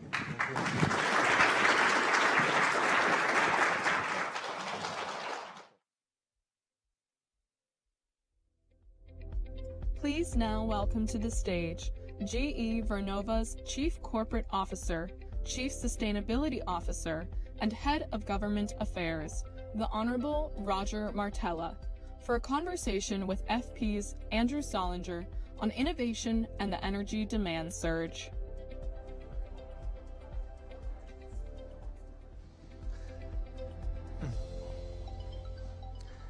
That is a tough act to follow, and very poignant words from the Pope. But we're going to shift a little bit from the fiscal discussions and solutions we've been talking about and talk about a very important issue where there are tremendous solutions and a lot of really interesting and positive things happening, and that is around the energy sphere. And I'm so pleased that we have joining us Roger Martella. He's the Chief Corporate Officer of GE Vernova. And I'm just very excited for this conversation because there's so many exciting things happening. At first, I want to take a stab at what GE Vernova is, sure. And let me give it a try and see how I do, and you can tell me.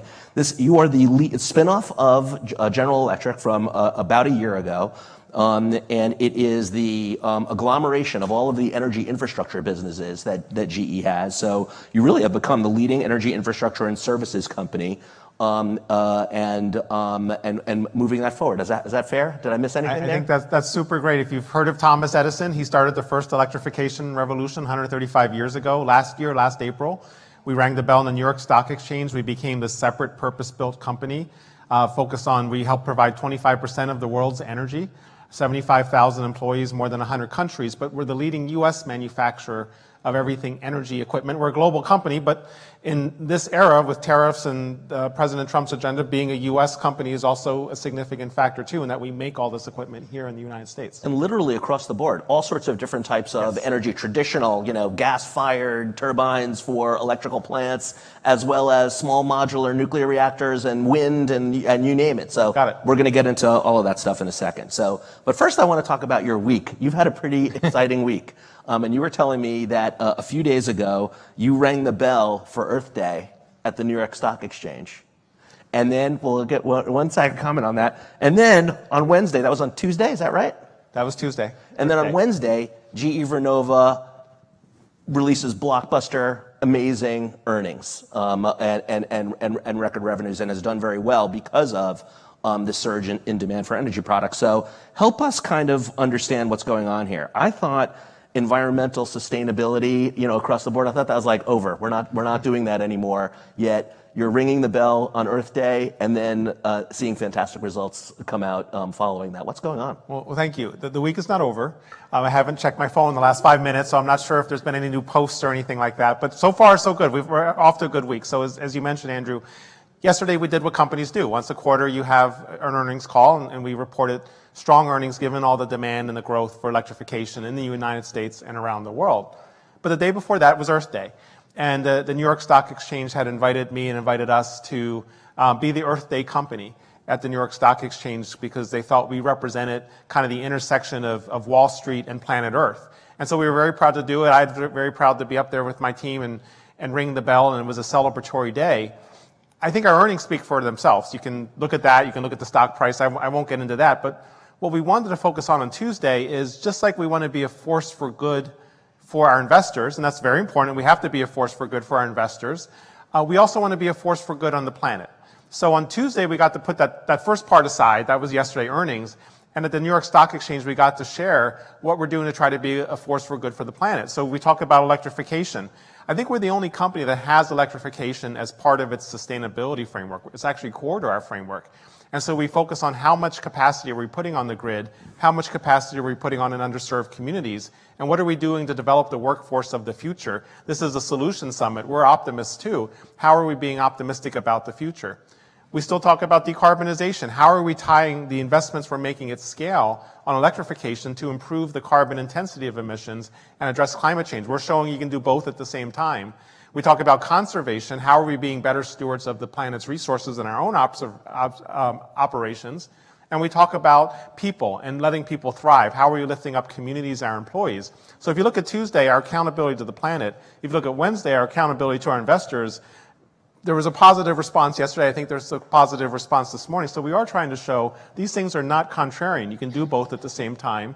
And as the stock exchange reminded folks, we were the 4th best performing stock last year in our 4th year with a big sustainability agenda. So we're in favor of saying you can do both of these things. Sustainability works. That's fantastic. Let's talk a little bit about what's going on with electrification. I thought we're certainly globally well electrified, but demand is surging. Yeah. We talk a lot about the need for energy with AI data centers as an example. There's obviously a big push to EVs. What is driving this demand? Yeah, one of the things that's happened in the last year is there's a doubling of demand. Now, people will say that's 2030, 2035, 2040. People will debate the date, but every respected authority from the IEA to the Rhodium Group, everybody will say there's a doubling of demand that's coming, and that's how this administration is working too. They're projecting a doubling of demand. Now, in the United States, we talk a lot about data centers and artificial intelligence. That's clearly a driver here, especially for those of us who live in this region. You hear a lot about Data Center Alley in Northern Virginia. It's a percentage of it, and it's driving a lot of growth.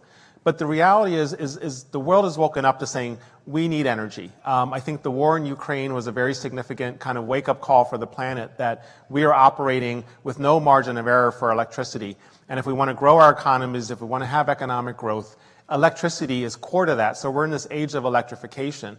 And one thing that's interesting is, 25% of the world's population went to the polls last year. You all know that because this is a foreign group. A lot of times we focus on the United States. Everybody who was elected last year, whether progressive or conservative, was elected on an economic platform, the notion that the people needed to be better served on economics. What's core to that is energy. Investing in electricity, investing in energy is core to serving these economic agendas. So the whole world right now sees this as kind of the space race of the generation. We call it electrification supercycle, where I think for a generation to come, there's going to be this big uptake of growth, the doubling of demand, and we're here to serve. We're here to just serve and meet those needs and help our customers and help our markets realize those goals. So that's fantastic and very positive and wonderful. There's always challenges that come with that kind of surge, that growth. Let's talk a little bit about GE Vernova's. So one of those might be capacity. You know, are you able to deliver on all this demand? Do you get asked a lot about that ability?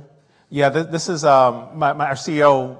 I was at Stock Exchange on Tuesday. Our CEO was there last night after earnings talking to Jim Cramer, and Jim Cramer asked him the same question and said, well, maybe this is a good problem to have. We don't think it's a problem. What we think it's something we want to solve for. It's a challenge. It's a challenge. And Cramer's point was, I can't call you up today and buy something tomorrow. And that's true. You can't get it tomorrow.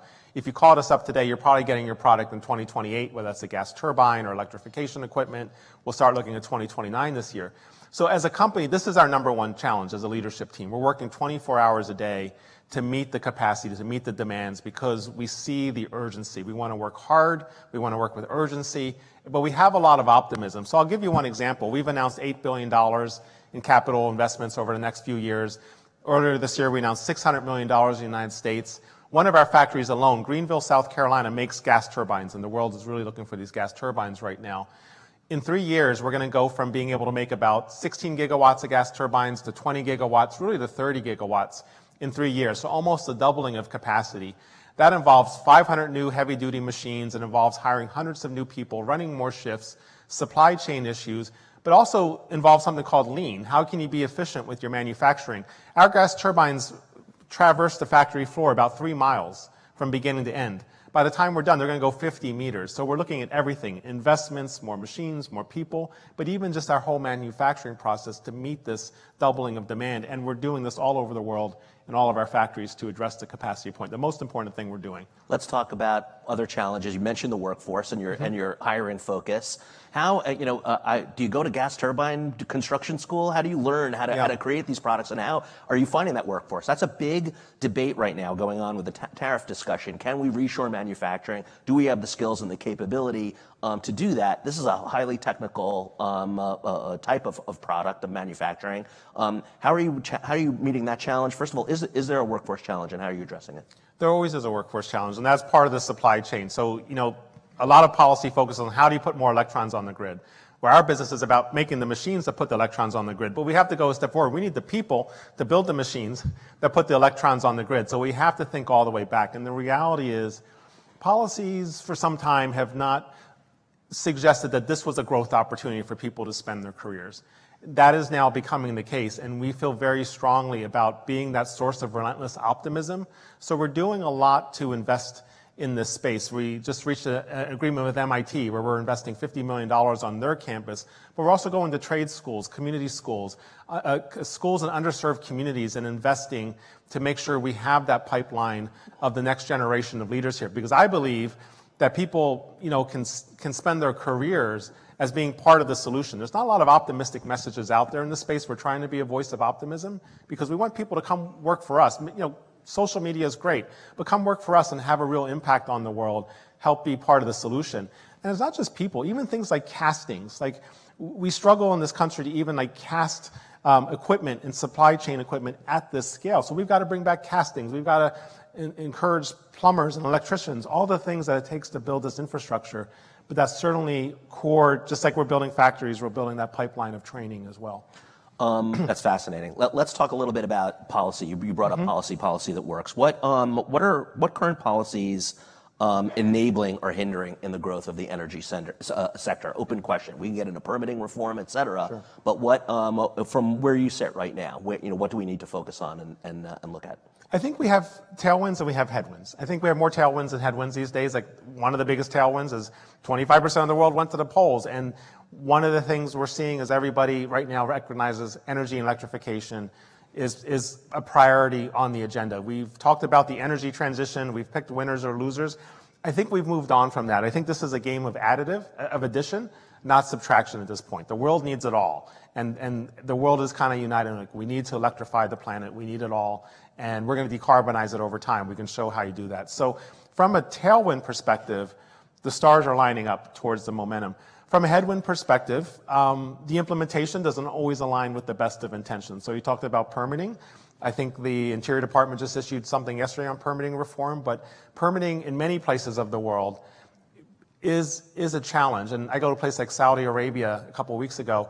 They just get it done. You know, they're going to get a project done. You go to a place like here or Europe, and you talk about years and years of permitting delay, litigation, and you have to incentivize then, like, who's going to benefit from these permitting issues? Uncertainty is the other thing, too. I mean, none of us can deny we're in a world of uncertainty right now, right? I mean, I'd be insincere if I didn't say that. That's never, you know, businesses thrive when there's more certainty. I think we're moving in that direction. I mean, I think we understand the whole world's going through a bit of a transformation right now, but certainly seeing the beginning of moving towards more certain in these environments, whether it's tariffs, trade, and other things. And that's something we very much look forward to. We want to be a constructive voice in that. We want to serve those discussions well, not only in the United States, but in all our global markets. How can we bring parties together? Ultimately, if you want to close trade deficits, electrification equipment's a great way to do it.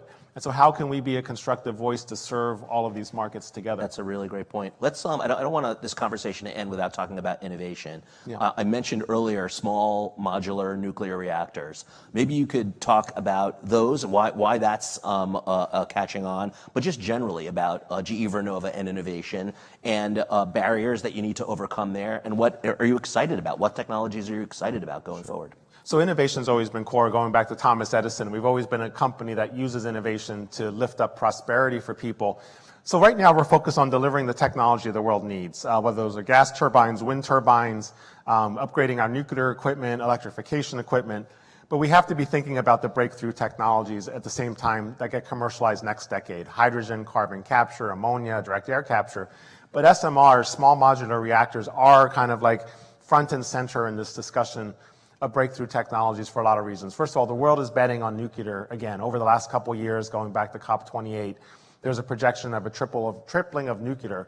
It's also kind of just like AI and data centers. This is a space race technology. Someone's going to innovate it. Someone's going to develop it. Who's going to do it? If we don't do it, someone else is. And so there's a bit of a space race going on here for this technology. And third is the connection, kind of the data centers and AI. There's a nice nexus between dispatchable power from small modular reactors, co-locating them with data centers, helping hyperscalers realize their carbon intensity, their carbon goals, and things like that. So we're really proud of our small modular reactor. We will be the first to commercialize a small modular reactor this decade.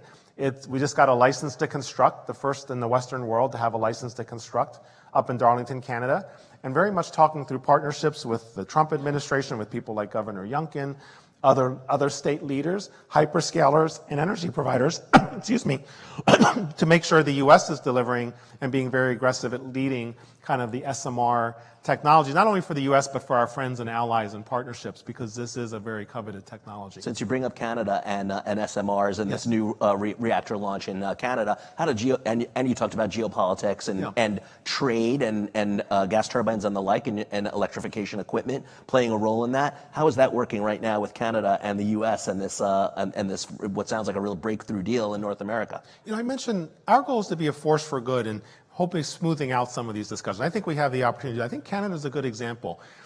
I won't speak of broader tensions, but on this SMR front, there's a lot of collaboration of understanding what's good for Canada on this is good for the U.S. and vice versa. Canada's moving forward with it, and that helps the U.S. move forward faster too. It's being innovated here. It's being developed here, but it's going to be built there. And how does the U.S. learn from that so that we can move faster? So I think this is a great example of how energy equipment can really help smooth over some of these tariffs and these trade issues. And we're going to use that as a template for other places in the world. Outstanding. That's a great point to depart on. You know, Roger, when we began today's discussion, we talked about solutions and the importance of finding how innovative companies and civil society and governments are solving some of the challenges that we have. And I think GE Vernova is a great example of that. So thank you so much for sharing some of those thoughts and insights. We're here to serve. So Roger Martella, GE Vernova. Thank you.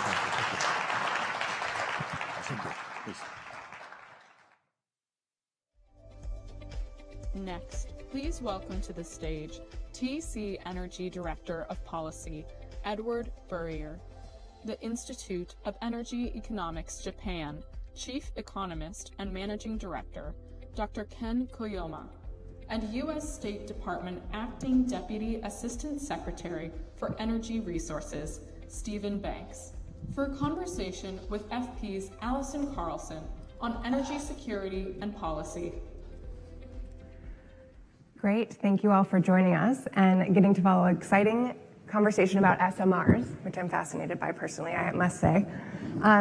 We're talking about powering future prosperity. A lot of the conversation this morning has been focused on economic growth, certainly here in the US, but also around the world. And would love to dive into that with each of you for some US, North American, and also global perspectives. So, oops. So just to start off, I just wanted to level set with some trends. So in the last 2 decades, electricity demand has been pretty flat, but we're seeing an increasing surge in demand, particularly for electricity, and we're seeing that certainly around the world at about 4% annual growth rate over the next couple years. That's anticipated by the IEA. And what does that mean in real terms? So that's about Japan's total energy consumption per year through 2027. And this, of course, is being driven by a range of factors, right? Industry, manufacturing, the drive for artificial intelligence, air conditioning around the world, which is really, really contributing to this surge for electricity and the need for more sources of energy and solutions for how we're going to meet that demand with supply, both in terms of security, but also sustainability. And so would love to dive into that with all of you and how we can strengthen certainly energy security here at home, but also work with global partners for those goals. So Edward, I'd like to turn to you first and your work at TC Energy. You know, you have operations and assets across North America. And so when you're thinking about these trends and the changes, what is front of mind for you and how are you seeing these dynamics play out? Yeah, sure. Well, thank you so much for having me. And as Allison mentioned, I'm Edward Burry. I'm the Director of Public Policy at TC Energy. We operate natural gas pipelines across Canada, the United States, and Mexico. We're one of the unique companies where we're the only pure natural gas midstream operator. And we move about 30% of the natural gas moving across the continent. And that's also about 30% that's being exported through LNG terminals on the Gulf Coast and soon to be in Canada and in Mexico.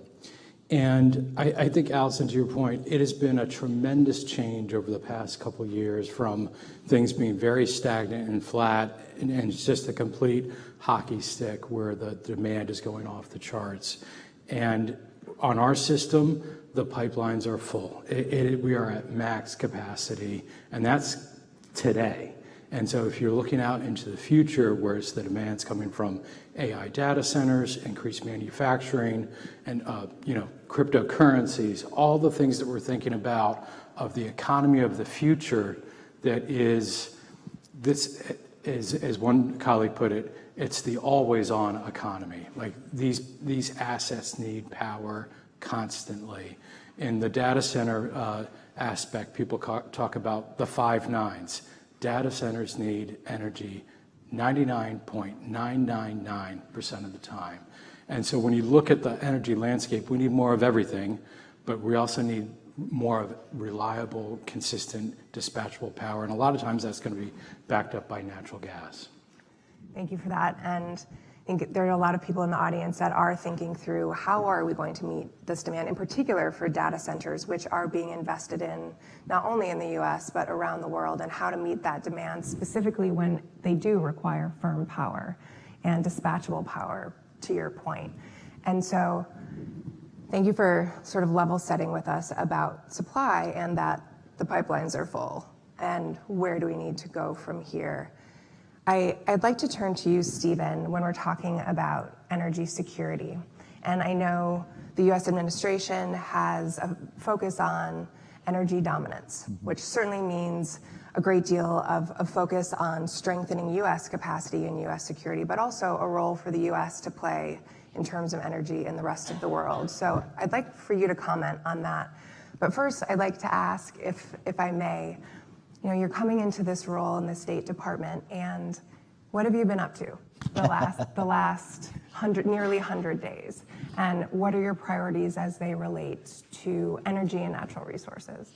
Well, that's fair enough. Thank you. It's a pleasure to be here in this beautiful space and with some distinguished colleagues. I think that those are actually very much the same question in my mind. I think the president came in very early on with an executive order in his very first days that was labeled Unleashing American Energy.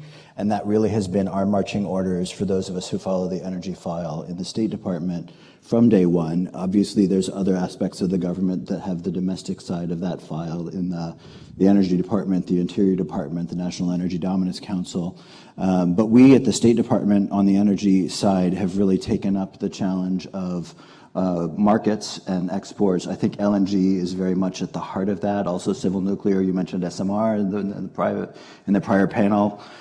This kind of all of the above approach is how we see achieving this sort of security of supply, reliability, affordability. The United States is, of course, now the largest producer in the world of oil and of natural gas and of LNG. And we see in the LNG space in particular a real opportunity to create more diversity of supply globally, more markets for American products. But I think you see in Europe, for example, the reconfiguration of where they get their gas. There's a real opportunity for American producers there and an opportunity for Europeans to have enhanced reliability and energy security with this infrastructure investments and regulatory changes that make it easier to get their energy supply from around the world, but of course from the United States is a very competitive option. We're also looking at East Asian markets, India, Japan, Vietnam. These are the things that we're most interested in. And I'll just say briefly, I've taken too much time. Critical minerals and energy technology supply chains are also a huge aspect of what we've been working on. Great. I'd like to circle back to the critical minerals discussion Sure. in a bit. But in terms of strengthening those global partnerships and the importance of supply from the U.S. to Europe, Asia, and elsewhere around the world, I think that's something I'd love to dive into to understand a little bit more about the priorities and how to strengthen those partnerships. Ken, I'd like to turn to you first in this sort of landscape-related question. There's been a lot of activity in Japan in the last few months, in particular as it relates to energy policy, with a new strategic energy plan being issued now just a few months ago. And so that energy plan was being issued amid all of these shifting dynamics and increased demand. And so I'm wondering if you could talk a little bit about that and what the priorities are. And from what I understand, this is a distinct shift in approach to how Japan has focused on energy security historically. Could you comment on that? Oh, okay. Alison, thank you very much indeed. And also I'd like to thank the organizer for having me today. Yes, energy security is continued to be the top priority for Japanese government, simply because Japan is very much energy import dependent and energy poor country, just opposite to the United States. But the most recent strategic energy plan discussion highlights the importance of security of power supply. Alison, you pointed out that the power demand is continued to be flat, but in case of Japan, power demand continued to decline in the past decades because of the slow economic growth and because of the declining population in Japan. But now paradigm is changing. Because of the widely used AI and the data center, that the Japanese government and many people in Japan started to believe that the long-term power demand in Japan is going to up fairly substantially. And to meet this growing demand, I think that the security of power supply is going to be the top issue for the making of strategic energy plan. Under the circumstance that the government shifted the stance and strategy toward the nuclear power, because the nuclear issue is a very, very sensitive, politically, socially sensitive issue, that now government clearly identified that maximum utilization of nuclear power is most important topic for Japan. That's a very important departure from the energy policy of Japan. And another important issue is securing competitive and reliable supply from fossil fuel, particularly for LNG. Not because that LNG is the most important fuel source for power generation and also that industry fuel. And we need to secure LNG together with the cooperation with many important international players, in particular for the United States and Canada. We are going to start the importation of LNG from Canada. I think that the North American Energy Corporation, together with the US and Canada, for Japan is the most important element for the energy policy consideration for Japan to enhance energy security. I think when we spoke earlier, you recounted that as the strategic plan B. Is that fair to say? That's true. Thank you very much for that kind reminder. And another important issue for the strategic plan is, for the first time in the history of the strategic plan, we prepared for Plan B. We put that aspirational target for the year 2040. That's fine, but in reality, aspirational target cannot be met. In that case, that we need to prepare something to fill the gap between the aspiration and reality, and the answer is LNG. So potentially, the Japanese LNG demand can increase from the current level to the year 2030 and 2040, and under the circumstance, we need to have the long-term secure contract. Okay. Maybe I can just make one comment on Ken's good remarks about LNG being so critical to Japan. What some in the audience might not realize is that while the United States has been racing ahead on their LNG industry for the past several years, Canada's been a little bit slower to the game. But in the next few months, LNG Canada, which is a facility on the west coast in British Columbia, will have its first LNG shipment to Asia.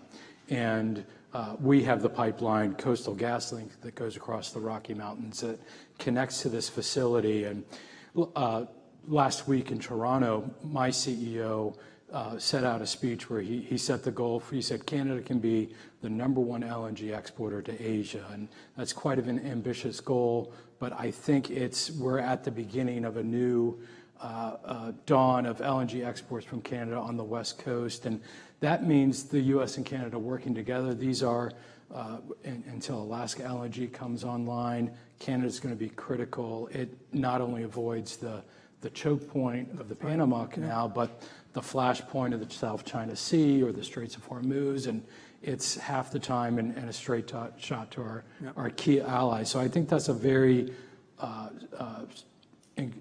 significant development here to the energy landscape in Asia. I agree. To that end, I'd like to pick up on that. When we're talking about energy security and international partnerships, there's certainly a number of geopolitical dynamics at play, as well as market factors. You referenced several choke points that are vital and of concern for access to that secure supply. And so I'm curious, Stephen, from your perspective, how you're thinking about some of those dynamics and what need to be priorities, or what are increasingly the priorities of the State Department in that regard. Sure, thanks. And thanks, Edward, for mentioning the Alaska LNG project, which is another priority for this administration.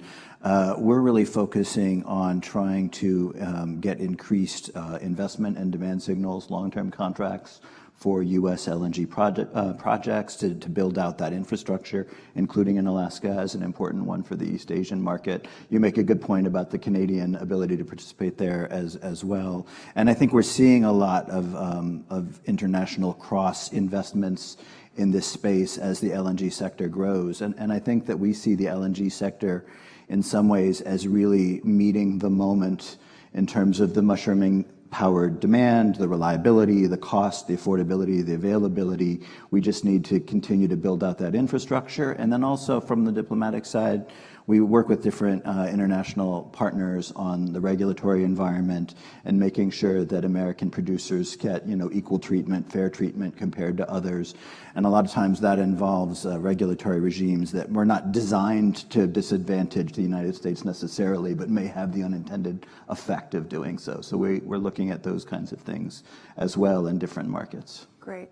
Thank you. Ken, I'd like to come back to you. You know, when we spoke previously, you were talking about the 3 E's that had been sort of the bedrock historically of energy policy in Japan related to energy security, environmental protection, and economic security. I'd like to pick up on the environmental piece.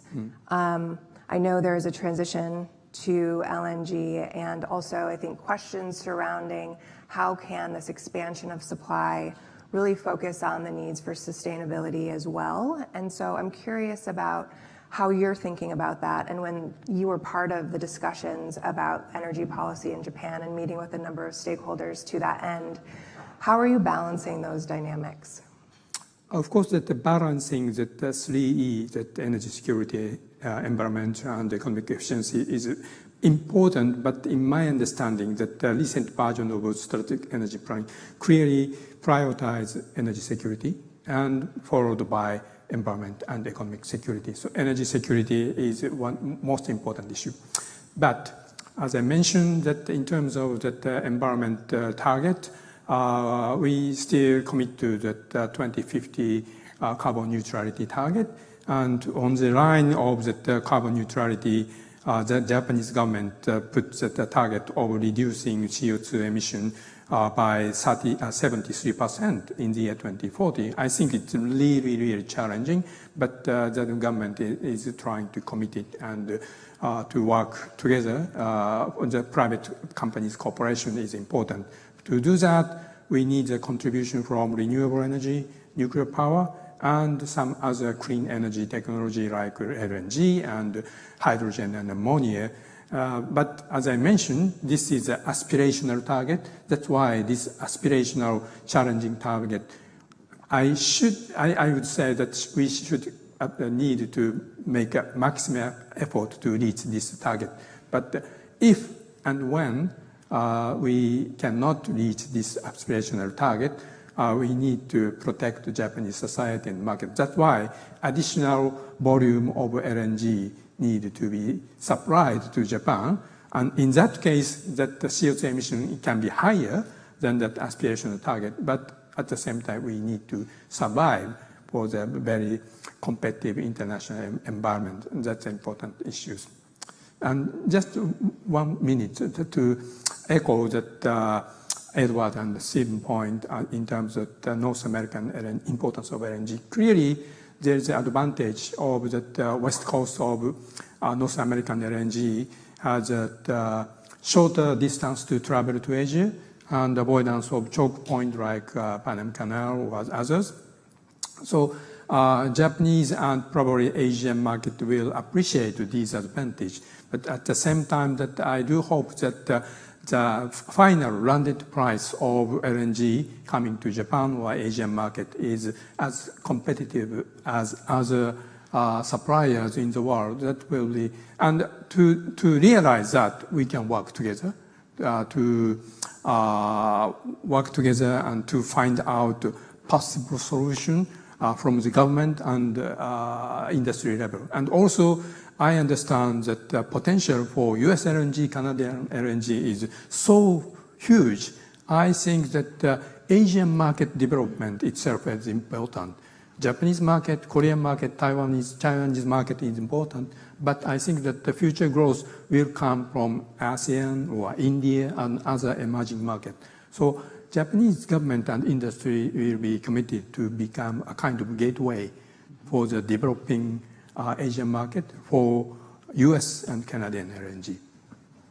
Thank you for those comments and appreciate those practicalities and the point about needing to respond to an increase in near-term demand that was relatively unexpected or a definite change in trajectory from what had been declining energy demand from a slowing economy to now opportunities for growth and need to, in the very near term, be able to respond to that growth and provide the power that's needed to foster the economy, et cetera. And so I think in the spirit of that and going back to the notion of all of the above, in addition to other power sources, renewable, geothermal, LNG, and thinking through how collectively this increasing demand will be met, there are ongoing challenges to project development, right? And so I'm curious, Edward, from your perspective, what are some of those key issues, either policy, investment, or project development related,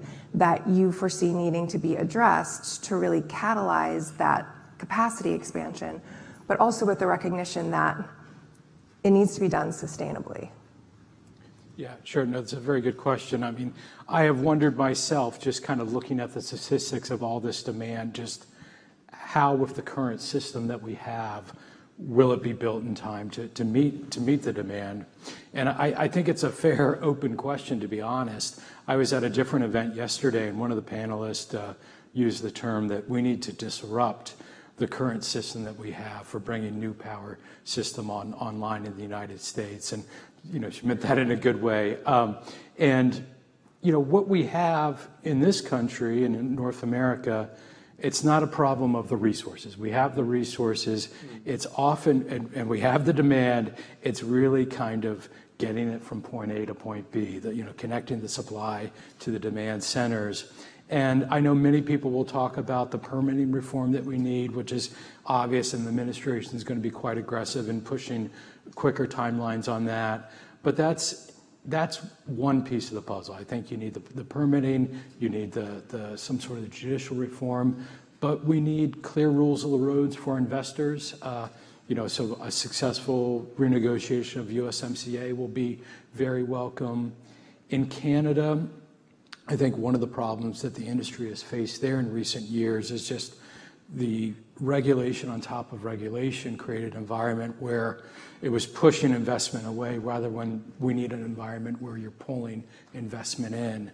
And so the other factor on many of these projects, which I've come to learn, is labor costs.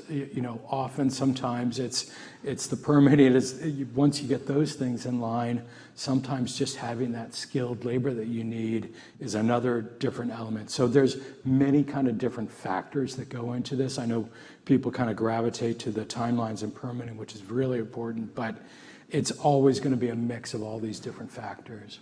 Right, and also community engagement, right, where projects are being developed and needing to incorporate, discuss, and include those who are also going to be impacted by that kind of development. And so it is obviously a complex process. Yeah. And it's really kind of been an eye-opening for me in Canada.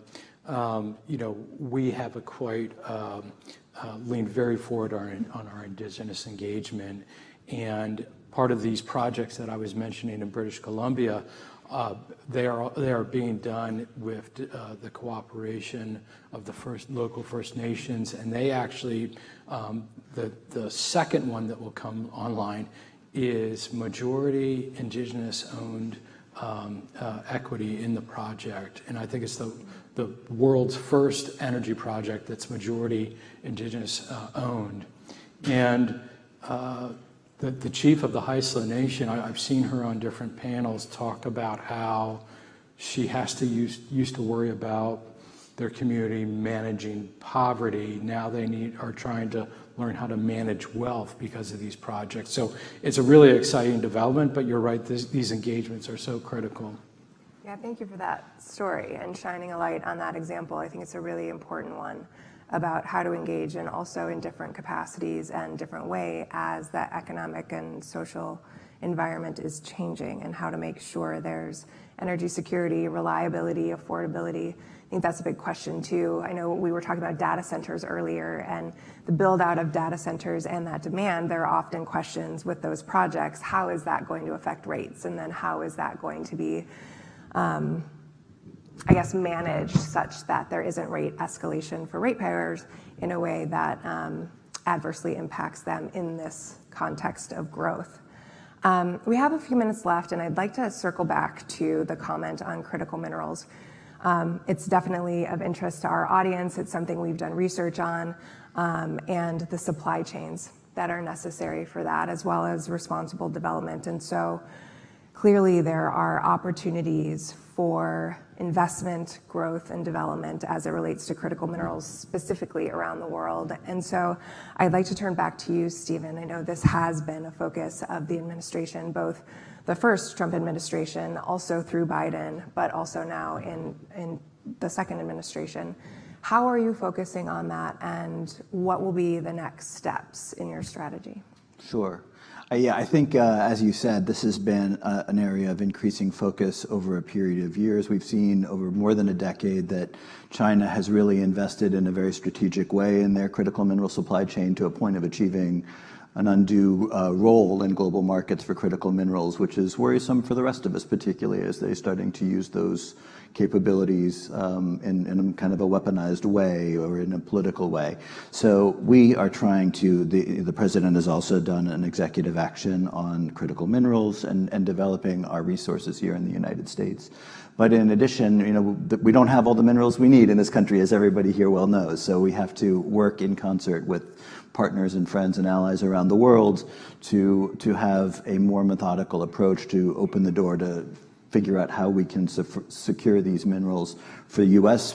producers and companies, as well as for other friendly countries around the world, to have access to these critical resources. How we're going to do it, the new administration is still examining plans about where we can further enhance the efforts that have been taken, how we can operationalize some of these strategies that we have. But it's all about trying to find the different opportunities, the resources to invest in, so that we can build that out. And when you think about strengthening partnerships, to that end, when we're talking about sustainability as far as investments and projects, both from an environmental perspective, but also from a security perspective, to ensure that they're enduring and that there is a strength in that relationship over time. And so curious how you think about that, as well as the two of you in terms of the partnerships. When you're thinking about deepening those relationships, how do you make sure that they are beneficial to the area where they're being developed and the communities that are there, and not merely extractive? Well, fair enough. I think sustainability has a lot of different aspects. One is financial and economic sustainability, so that the mine will continue operating, the refining will continue operating. I think that there is also the ecological, the community relations aspects. These, as you know, are investments that play out over decades in many cases, and I think that that's one thing that American firms and other friendly countries, Canada, Australia, some of the countries we work with most closely in the mining sector, these are a comparative advantage that we offer, is a record of having better ecological standards, better community engagement, better labor, more employment of the local community. So there's benefit to the economy that's producing those resources. So that's definitely, I think, what we all have to offer, and part of the piece of the puzzle. And we just need to feel like how we put those different ingredients in place, maybe improving some of our financial tools. We have this new tool in the Export-Import Bank, the Supply Chain Resiliency Initiative, which is aimed at doing that. So if there's offtake in the United States, it's not precisely a new, but a re-energized category of tool that we have for that purpose. So I think there's a lot of work to be done, and we're just at the early stages of figuring that out. I'm sorry to... Excellent. No, thank you. Take too much time. No, that's great. Ken, I'd like to turn to you, and then Edward will close out with you. But when you think about partnerships, public-private, community, and otherwise, in the project development that needs to take place in this build-out of capacity for energy security and strength, what are some of those dynamics and sort of ingredients, for lack of a better characterization, that are vital to those partnerships for engendering trust, reliability, and again, that security and strength of the partnership over time? Alison, may I answer this question in relation to the critical mineral issues? Yes, of course. Of course, that I understand that critical mineral issue, particularly including the rare earth issue, can be the most serious challenge for the years to come. The history of international energy market includes the very serious issues of over-dependence of strategic commodity for specific source. The first example is the 70 oil crisis, over-dependence on the Middle East oil. And the second major issue is the Ukraine crisis, that the major dependence on Russian energy sources, particularly for the European nations. For the rare earth issues, as Stephen pointed out, probably that over-dependence on Chinese supply capacity can be a very important element. And Fundamentally, the competitiveness of supply is the issues. Middle East, Russian, Chinese supply is most competitive. Under the circumstance, I think that the comprehensive, holistic approach is necessary, not only that supply diversification, but also the technology development to reduce that consumption, but also we need to develop the kind of strategic stockpiling. So with this, I think that the partnership, international partnership, can play a significant role. I think without these holistic and comprehensive approach, including international partnership, I think it is very difficult to address this issue. Can be a very challenging. Thank you for that. You do really put a fine point on the fact that we are facing one of the most strategic, competitive issues of our time, and one that is incredibly complex, and it will require, ongoing dynamism to be able to respond to and think through how to most efficiently, effectively, and reliably build out this capacity amid all of the geopolitical trends and changes. So thank you for putting a fine point on that. Edward, to close us out, what is front of mind for you in terms of the ingredients and what needs to be prioritized now to ensure that we are reliably developing that capacity? Yeah, maybe I'll just say one word on the critical minerals as well. In a previous job, I was at a U.S. small government agency called the Development Finance Corporation. And so its mandate was to invest in projects in the developing world that would have a developing impact. And often in Africa, we would find we'd have people that would want DFC to invest in the mining operation. But when you looked at the supply chain, all of the processing was taking place in China, all of the refining in China. And so that would be like a barrier for DFC investment because the loans being paid back with state-owned Chinese corporations. So over the past couple of years, you have seen that begin to break down a little bit with some reprocessing facilities being developed in the United States. I think there's a graphite facility in Louisiana that's been developed that's sourcing graphite from Mozambique. So that's has the potential to really open up new supply chains that are going to be reliable and puts a dent in that chokehold that they have. But that's obviously a longer term aspect, and so a little bit of patience is going to be needed as well for that all to come to fruition. On the point of enduring partnerships, I think it will require ongoing conversations such as these. I appreciate you sharing your expertise with us, and thank you again for being here. Thank you.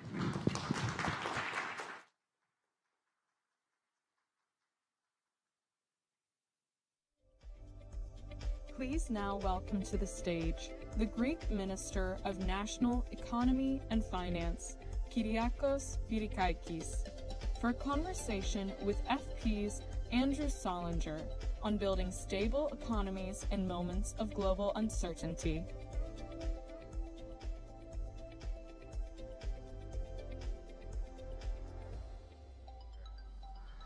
Thank you for staying with us through our closing conversation. How is everyone doing? How's everyone doing? Great, good, very good, very good.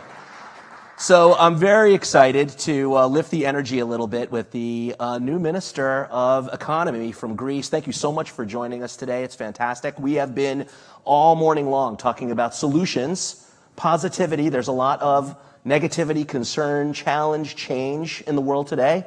You can wake up in the middle of the night and not go back to sleep if you like. But we want to talk about solutions. And I think that there are some really key examples we can pull out of the experience of Greece from the past several years. So I'd love to talk about that. But first, let's talk about you. You recently became Economy Minister of Greece. And one of the things that you talked about in that change was delivering tangible daily improvements to the economic well-being of Greeks. And would like just an open question. Let's talk a little bit about what you're aiming for. What are some of the goals that you're undertaking in your new role? First of all, thank you so much for the invitation. It's great to be here and to have the chance to discuss. And indeed, it's a very interesting period, perhaps too interesting at the beginning of my tenure at the Ministry of Finance. Having said that, for us yesterday, having the chance to speak at the IMF was quite symbolic, because 15 years ago, yesterday to the day, was the day when we signed our first bailout package with the IMF, and we entered the Greek financial crisis, which became a headline. Happy anniversary. It was a happy anniversary, characteristically, because 15 years later, we participated in a panel which the IMF named Success Stories, Pathways to Success. And this is a manifestation of the huge effort that was conducted domestically. The Greek financial crisis was quite significant, with significant human and economic cost. We lost 24 points of GDP in a lost decade, effectively, with 3 bailout packages necessitated instead of 1, like in other countries. But now I would say that we're in the midst of a much different decade. We have been growing fast. We have a growth rate of 2.3%, which is much higher than the EU average. And a couple of days back, we announced a primary fiscal surplus of 4.8%. Only 6 countries in the EU have an overall surplus, a headline surplus. Our surplus is 1.3%. And, just looking at the performance of Greek bonds compared to other countries right now is a manifestation of this good pathway in our fiscal policy. So with regards to your question, what is to be done now, I would say fiscally we're doing very well. Our banking system is doing much better. But in a period with many unprecedented events and lots of uncertainty, which is the main problem, uncertainty is bad for the economy and bad for politics, I would say, overall, and for policy throughout the world, we need more reforms. We want to unleash our growth potential. And to use an analogy which I also used yesterday from my previous capacity as digital minister, overall, if we looked at Greece, from a helicopter view, I would say that we always had the hardware, but we lacked the software, the proper institutional design, the proper policies, which would enable us to unleash our growth potential in many sectors, the obvious sectors, given the location. For those of you who have visited Greece, many of those sectors are obvious, especially vis-a-vis the food industry, the tourism industry, real estate. But there are some sectors where we have significant growth potential as well, which were not that obvious overall to the world. Education, for instance, is one such sector.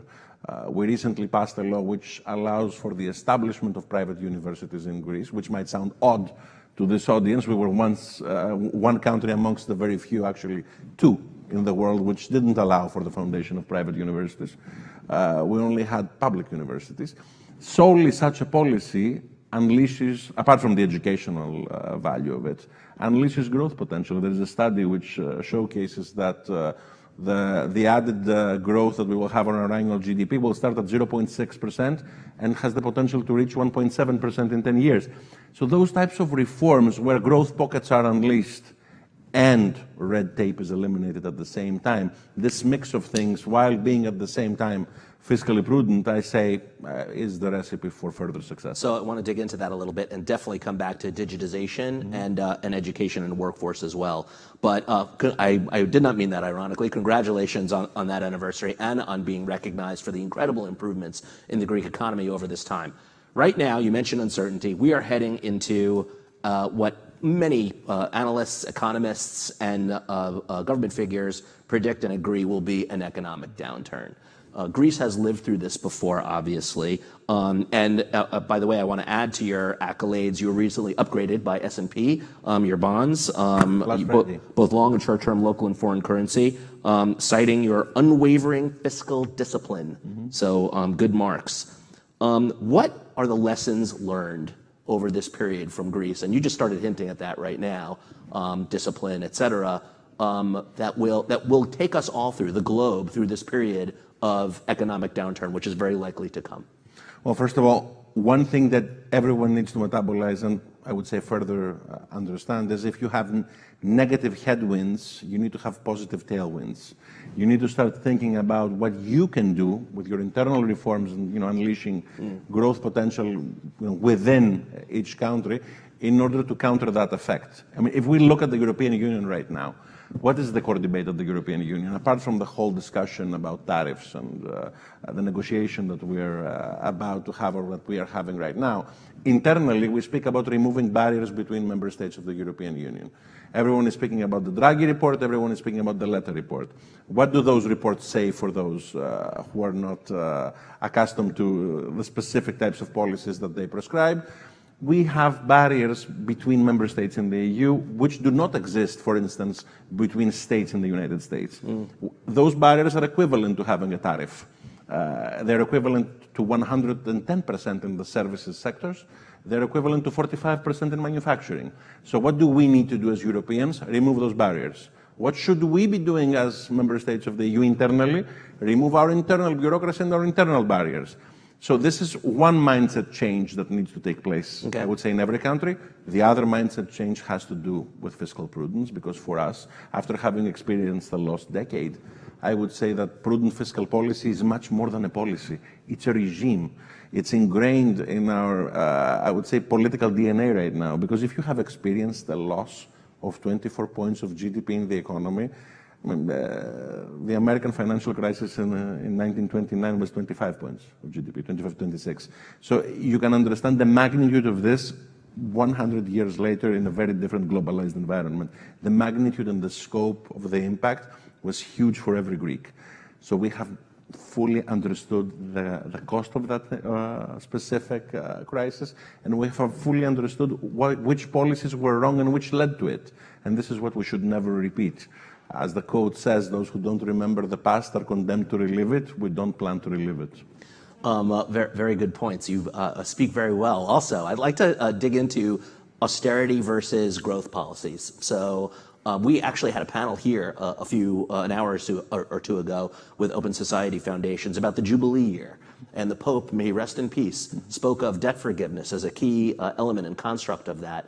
Yet we continue to push on countries and economies via the IMF and World Bank austerity and demand that. Greece did a dance with that. I'm just kind of curious your views on that and the ability to wend your way through that. I don't believe it's a clear either or. I think that you should have a mix of things. I mean, as I mentioned, we had 3 bailout packages. Yeah. It's obvious that the specific policies prescribed, especially in the first bailout package, needed to evolve. We had the private sector involvement in our debt in the second package, so we should have started perhaps with a restructuring of our debt. But having said that, you need to have certain reforms which are difficult in order to be able to jumpstart your economy. We understand that. If you look at the new fiscal rules of the European Union right now, I think that they fully get it vis-a-vis how you should be doing what we call counter-cyclical policy. For instance, right now, Greece has a primary budget surplus and the headline surplus as well.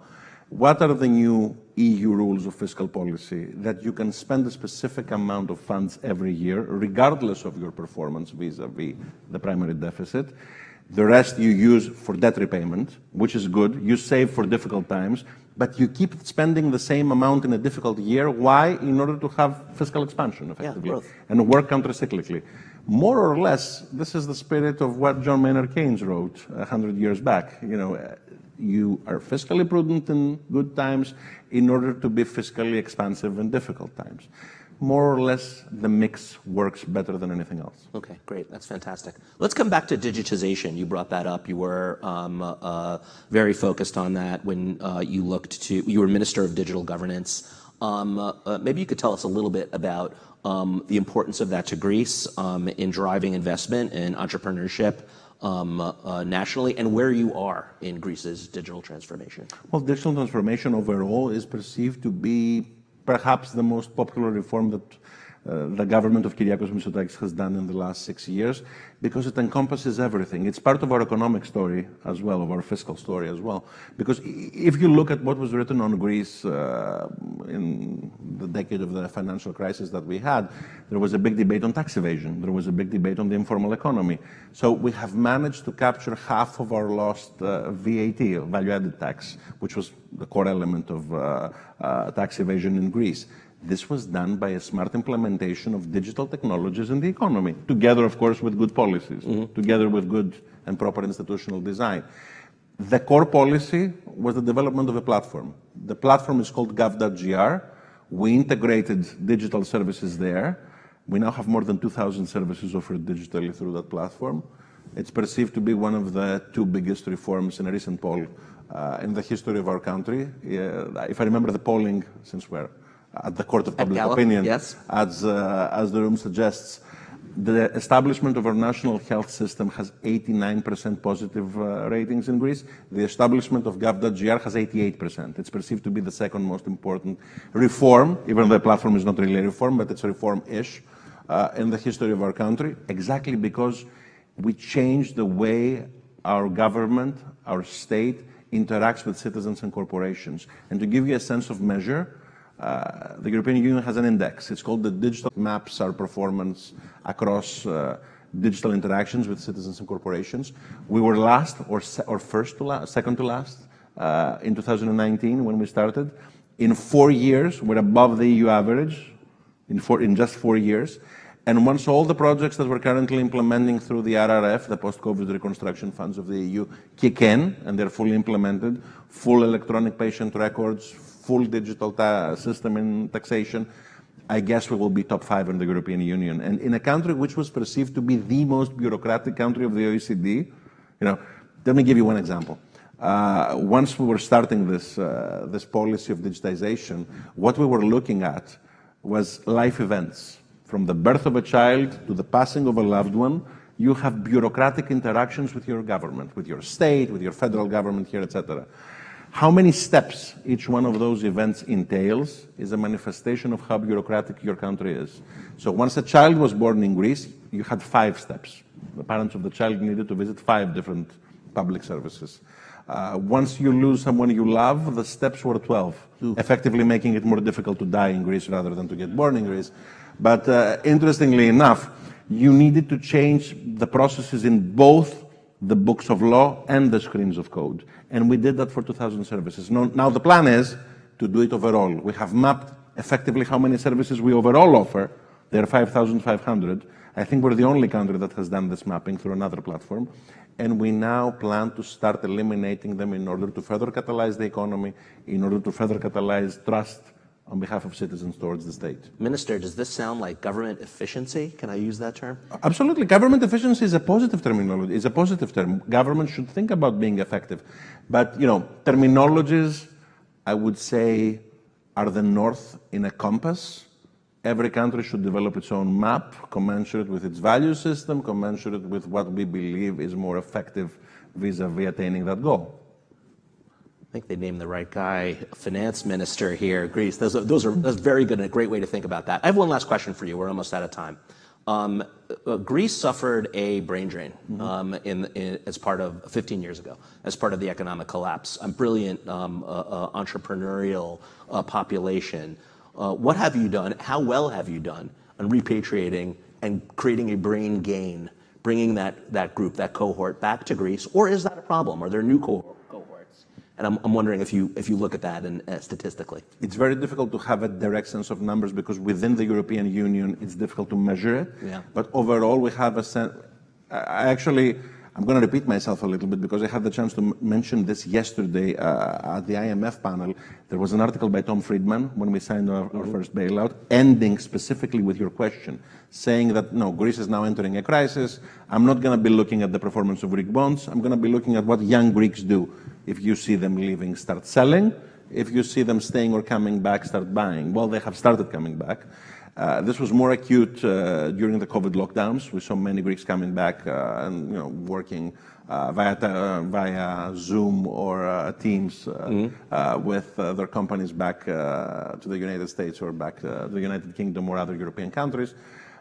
More effectively, I think that the overall health of the economy, the overall health of Greek institutions, the way we have been performing in the last years is, I would say, the biggest boost vis-a-vis enabling them to come back. And I would add again and reiterate that our recent law with regards to private universities, together with our policies on public universities, because we have a very big academic diaspora, in every university in the United States, you have, I would say, characteristically many Greeks teaching or studying. This is also a manifestation of the chronic failures of our tertiary higher education system. We plan to reverse that. We have started reversing that. And in the coming years, I think that you will see many Greek academics starting to come back. That's a fantastic way to conclude this discussion. You know, as discussed, we started out talking about solutions and positive stories and what lessons we can learn. You've shared quite a few of those, from lessons learned from the downturn to how to digitize and grow, do good government efficiency. Really insightful and very helpful. And thank you so much, Minister, for sharing your insights. Thank you so much. Minister of Finance, please. Thank you very much. Thank you. I'll be down in a moment.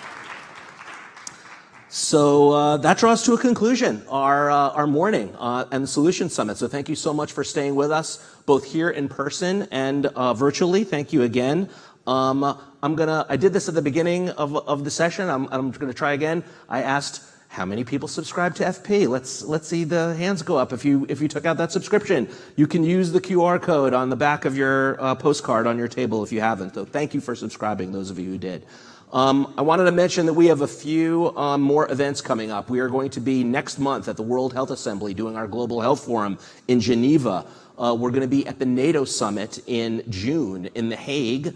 And we will also be doing some great programming at UNGA. We do a very long week of in-depth programming around health, around energy, around food, around gender, and around technology. And we welcome you to join us there and talk to us about partnering with us if you have some messaging that you'd like to share. And I'd also like to thank our partners. First of all, Open Societies for helping to foster fantastic discussions around Jubilee and debt relief and tax reform. For GE Vernova for talking with me, Roger Martella, about innovation and energy, surging energy demand, some very positive stories there. And for TC Energy for the discussion we heard just before the minister around energy and energy security globally. So it was really great to have all of you supporting us and for you to be here enjoying it with us as well. Thank you, and please do continue to read and support FP. Thank you for your time. Have a great week.